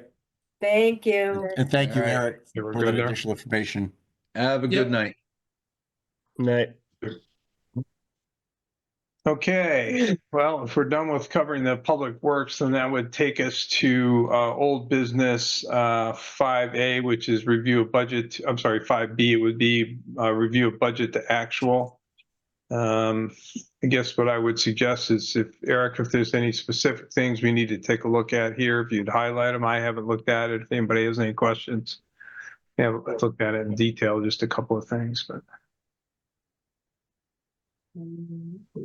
Anything we need to look at? In your opinion? Nothing serious at this point. The only thing we've identified that we will go over right now that we know of categorically is we will go over the maintenance line item for senior transportation because we are looking at a fairly significant expense for one of the vehicles coming up shortly. And we only have about 3,000 left in that line item. So we're gonna go over probably 3 or 4,000 in senior transportation in the vehicle maintenance category. Okay. But nothing we have not touched any, we're not even close to having to take anything from contingency at this point. So overall, we're looking pretty good in the budget. Okay. The only other line item that we know will be over, and it's gonna depend at some point when the actual transition is because the zoning agent retired. And we ended up hiring a zoning agent that had zero experience with zoning. Because there's just nobody qualified willing to work for, a part-time position at the kind of pay rates that we offer. There is a long transition period between the two individuals, the outgoing and the incoming. So we're gonna end up having about 4 months where we're paying both individuals. So But you, by transition period, you're talking about an overlap so that you can do on-the-job training, et cetera. Exactly. Yep. Does anybody have any questions for Eric on specifically on the current budget actual for this fiscal year? Not at this time, no. Nope. And I'm happy to share it if you want to see bring it up and look at specific line items. Nope, I'm all set. Thank you. No, I looked Good. earlier today, no problem. All Thank good. you. Yep. Okay. Okay, well, if nobody has anything further on there, we could go to 5C, which would be the check register, but as I think either Liz or Joanne pointed out, that's actually the old one, so there's probably not much to review there. All set. But we'll move Yeah. on if nobody has any objections. So then that would take us, we omitted 5, or the establish the banking relationship with Webster, which will leave us the discuss the Board of Ed stiff account request. I thought we had ascertained that there could not be a separate account. Separate Are we stiff onto the account. Had stiff? we gotten past that? Are we on the stiff account thing? Yeah. Yeah. I was only gonna give a little tiny update. I'm the one that, because, they had asked about it. I had reached out to Cheryl and she was nice enough to get back to me. So I'm just gonna, it was in my head earlier. I'm just gonna kind of, Cheryl let me know that she is in favor of them, and has reached out and sent over information of how to establish a stiff account to put their 2% non-lapsing funds in, so that could remain, she's forwarded to them a few times of how to contact the state of Connecticut Stiff Department to have their own stiff account created for that 2% non-lapsing fund. So she thought, I asked her a variety of questions. She told me how the stiff account now is set up for the town, and that's the account that has all of the, one second. Obviously has the funds being deposited and withdrawn all the time, like we said, so the balance would vary, the amounts of interest you earn will vary on that. So that was just kind of a little, since the balance fluctuates monthly and our interest earned charges based on the cash needs of the town. So we knew that, we had established that. And then for the AES Capital Fund, because I believe they've talked about that, that account does have its own account currently with M&T, but the finance office is meeting, Eric probably knows this already, is meeting with Webster Bank to possibly set up a money market account and to move the capital items into it, because it's been promised to give the same amount of return that a stiff account does. And then if the finance office decides to move forward with the new money market account, Eric, is this okay for me to be saying this? It's just, Yep. do you have a problem with it? I mean, I don't want to, it's just Nope, not at all. financial. Yeah, so I might as well read it because my Yeah, brain's just go ahead a and little give us fried. a summary. It's just kind of good to get. Yeah, I so think. she just, right, so she said if the finance office decides to move forward with the new money market account, each capital fund that is maintained there will have the interest earned monthly allocated to that fund based on the relative balance. So kind of what AES was asking us earlier, if they did deposit their fund in a stiff account, where would all the interest go? So we're kind of back to that thing. So it sounds like the finance office is exploring a couple different things that will earn the town the same kind of interest that the stiff account already receives. Again, I don't want to speak to that more, especially tonight. My brain's a little tired. But yeah, Cheryl's been in touch with AES as far as if they want to create a stiff account for their 2% non-lapsing. So we'll see where that goes. Okay. That's specifically just for that account. She's not making any That's- changes Right. to other. I mean, Right. I think we decided we don't want to create additional accounts, special accounts for this and for that. Right? Right. And I wasn't per se necessarily thinking that all the interest had to get divided either, because we said we're rolling it back. It overall helps the town.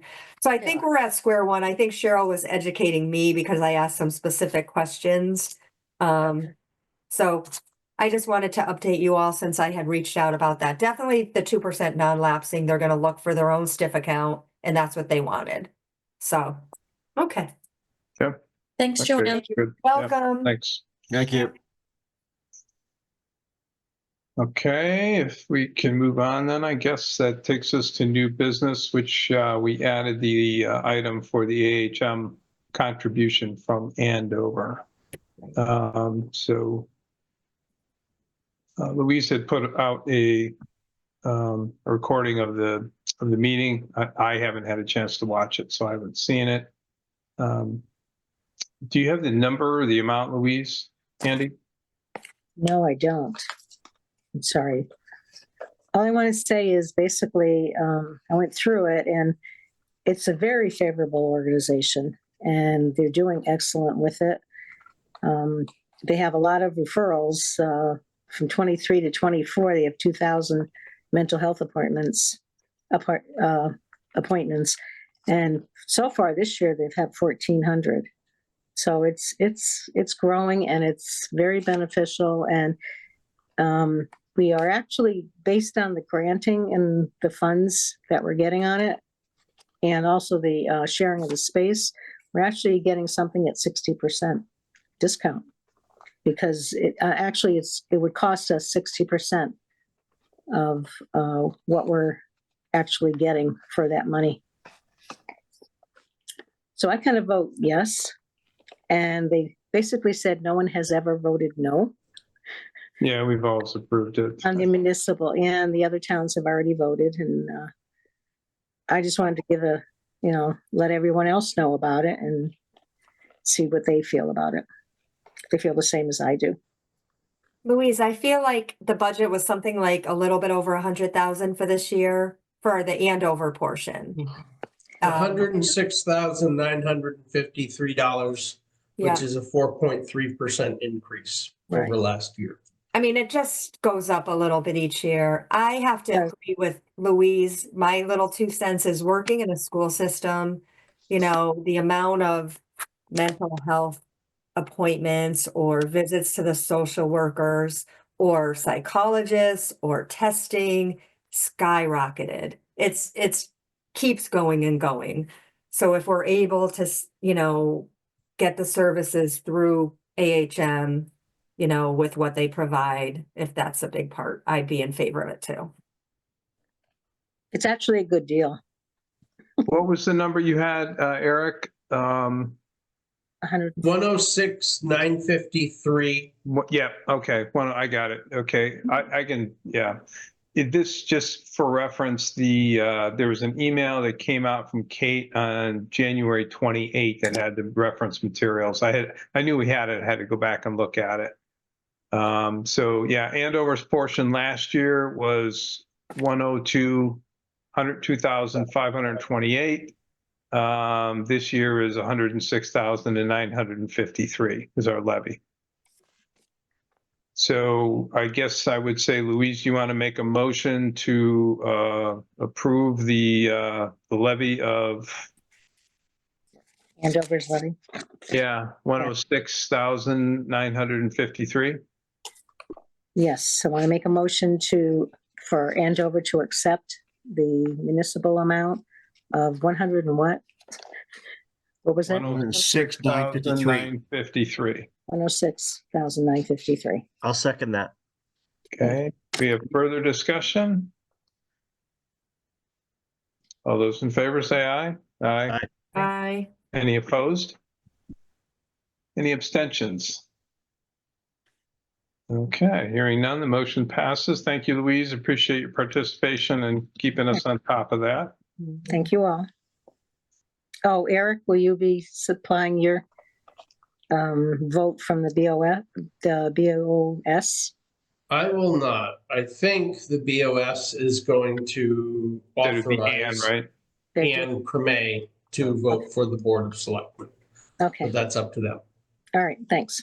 But it also doesn't matter because with you, they have five affirmative votes, so their budget's passed and it's established anyway. Okay. Okay, then that would take us to item 7 on our agenda, which is board open discussion. I have. What else we got? Joanne? Yeah, I just wanted to mention in case, I know I sent an email around that the superintendent has accepted our request to speak at an earlier budget meeting. So and I can send something to Eric and Kate to have it put on the agenda if you want me to, Mark. Yeah, that'd be good. I saw your yeah. thing. I just hadn't done it yet. So Yeah, I think that's the only, if you want to, as you suggested, if you think we ought to have it, it would, and that's next week. It's next week, so they're gonna Next week. come speak to us on March 5th. It was originally gonna be the 19th, which is later in our cycle, and last week we decided in our open discussions that if we could push that. Eric, I forget if the RAM superintendent, we haven't given him a date yet. I was just, No, we gave him a date. I just don't know off the top of my head Okay. what that date Yeah. was. I thought that was the 19th, no? Yeah, No. I sort of feel like that was, The he was 19th plugged was- in on the 19th. AES, well, good. I was just hoping we didn't have the RAM superintendent for the 5th, but we might have to send him an email. I thought it was the Asking. 19th, but Okay. I would have to, I can tell you that in a few seconds. If you give me a few seconds. Yeah, of course. And that's my only open discussion because I know the meeting's gone long. I just wanted to point that out and we'll be ready for that next week. Yeah, I think I'd given Valerie the 5th or the 12th. She said the 12th is Board of Ed. She wanted to do the 19th. So we said, okay. Mhm. And I And don't last see week, anything specifically on the RAM. I'm not sure. I think we might have said the 12th for RAM. Correct. oh, yeah. good, that works. Yeah. Yep. Okay. So back to back, we'll have the two school budgets. Mhm. Right. And so, you know, RAM released a new budget. Mhm. They approved a budget that was somewhat lower, which was awfully nice. And then they also agreed to return the unexpended fund balance back to the town. Good. So that is Yeah, a which I pretty think they large did last year, at least part of on it. our Okay. overall budget. Is our, can people remind me, is our levy leveled off? Are we going down again? It's down. going down a little bit. Yeah. Yeah. Our levy went down a little bit. 12.99 or something, Eric? Go ahead. So the total RAM budget now is a decrease year over year of about $16,000. For our So- contribution, yeah, okay. That's a So nice chunk. roughly flat, but yeah, okay. And they're going up a little bit, but we're, again, the ratio, right? Ratio. Yep. They actually, when I read it real quick, that letter that Eric had included in his budget things, sounds like their audit came back that they had in surplus something like $1.3 million, I want to say. They're keeping 2% in their non-lapsing, which was like, one of the amounts was 573, another was 872. So I think they're splitting the 872 among the towns, something like that. It's not exact, but so they had that, plus they decreased their capital. So they did make a couple cuts along the way. But Yeah, they were $1.3 million over. I've been pretty pleased with how their Board of Ed has gotten their act together, over the last 5-10 years. So that's good. That's a help. Yeah. So this is where we are currently. with the 3 changes that the Board of Selectmen initiated at their meeting yesterday. So the town budget is currently an increase of about 84,000, which is 2%. The RAM budget overall is down about 0.4%. And the Andover Elementary School budget is still up 381,000. Right. So as we know, there is something going through the legislature that may or may not have been fully approved today. But the legislature is giving the towns a method for increasing the or decreasing the depreciation schedule for automobiles. As most of you remember, there was a significant change in how automobiles are valued, which dropped our overall grand list by about 2%. That And looks almost like it's everybody gonna across the restore state too. about half of that. If the Board of Selectmen adopts that. So that would Back to clean. knock the overall mill rate increase down somewhat, but it's still a pretty healthy mill rate increase right now. Okay. So that's where we're at overall. Okay, any other board open discussion on the budget or anything else? I'm good as far as I'm concerned. Sorry, I had to move locations. I Yeah. don't. Eric, can you either Okay. share that updated spreadsheet or post it up on that linked folder that you had it? Yeah, this should be on the linked folder. It wasn't this morning. The last one on there is the one that's dated the 25th, and this appears to be different. Right, yep. There's one for the 20th and one for the 25th, I think were the two. Yeah, I mean, I'll verify that. That's what I've been looking at all day, and I didn't think I saw new numbers. Yeah, just the two. I still have it up. So, okay, good.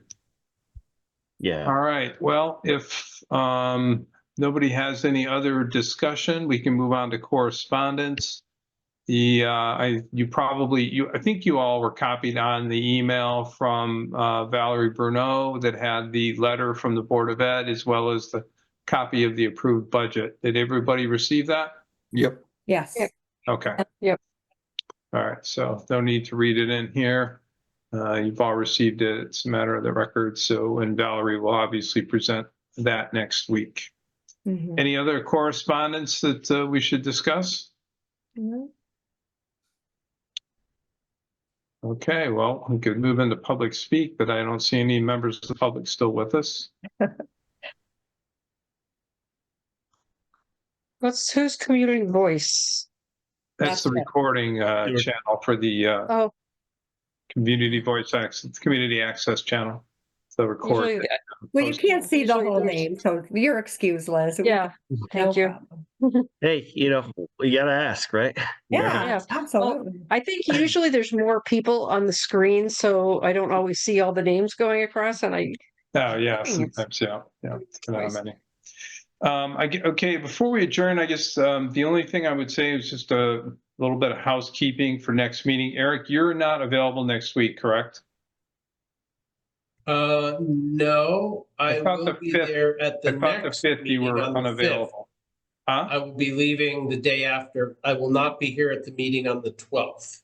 Okay. Ah, But okay. Cheryl will cover for me on the meeting on the 12th. Okay. Okay, I thought it was next week. Is that the thought? Yeah, I thought next week was the week that I was going to have a challenge, but that may change for me too. So, okay. All right. So next week's not a problem. Then good. Okay. Okay. Well, if nobody has anything else, then I guess we could entertain a motion to adjourn. make a motion to Motion. adjourn. I can second that. Who was that, Liz? Okay. Kim, Kimberly Liz. seconds. You got it. Is that all I got? Okay. Sorry, I was moving the spreadsheet out of the way so I could see. Okay. Any discussion? All those in favor of adjournment, say aye. Aye. bye. Any opposed? No, hearing none, no abstentions? Recording stopped. Okay, thank you, everybody. You have a good week. Thank you. See you Yeah. next.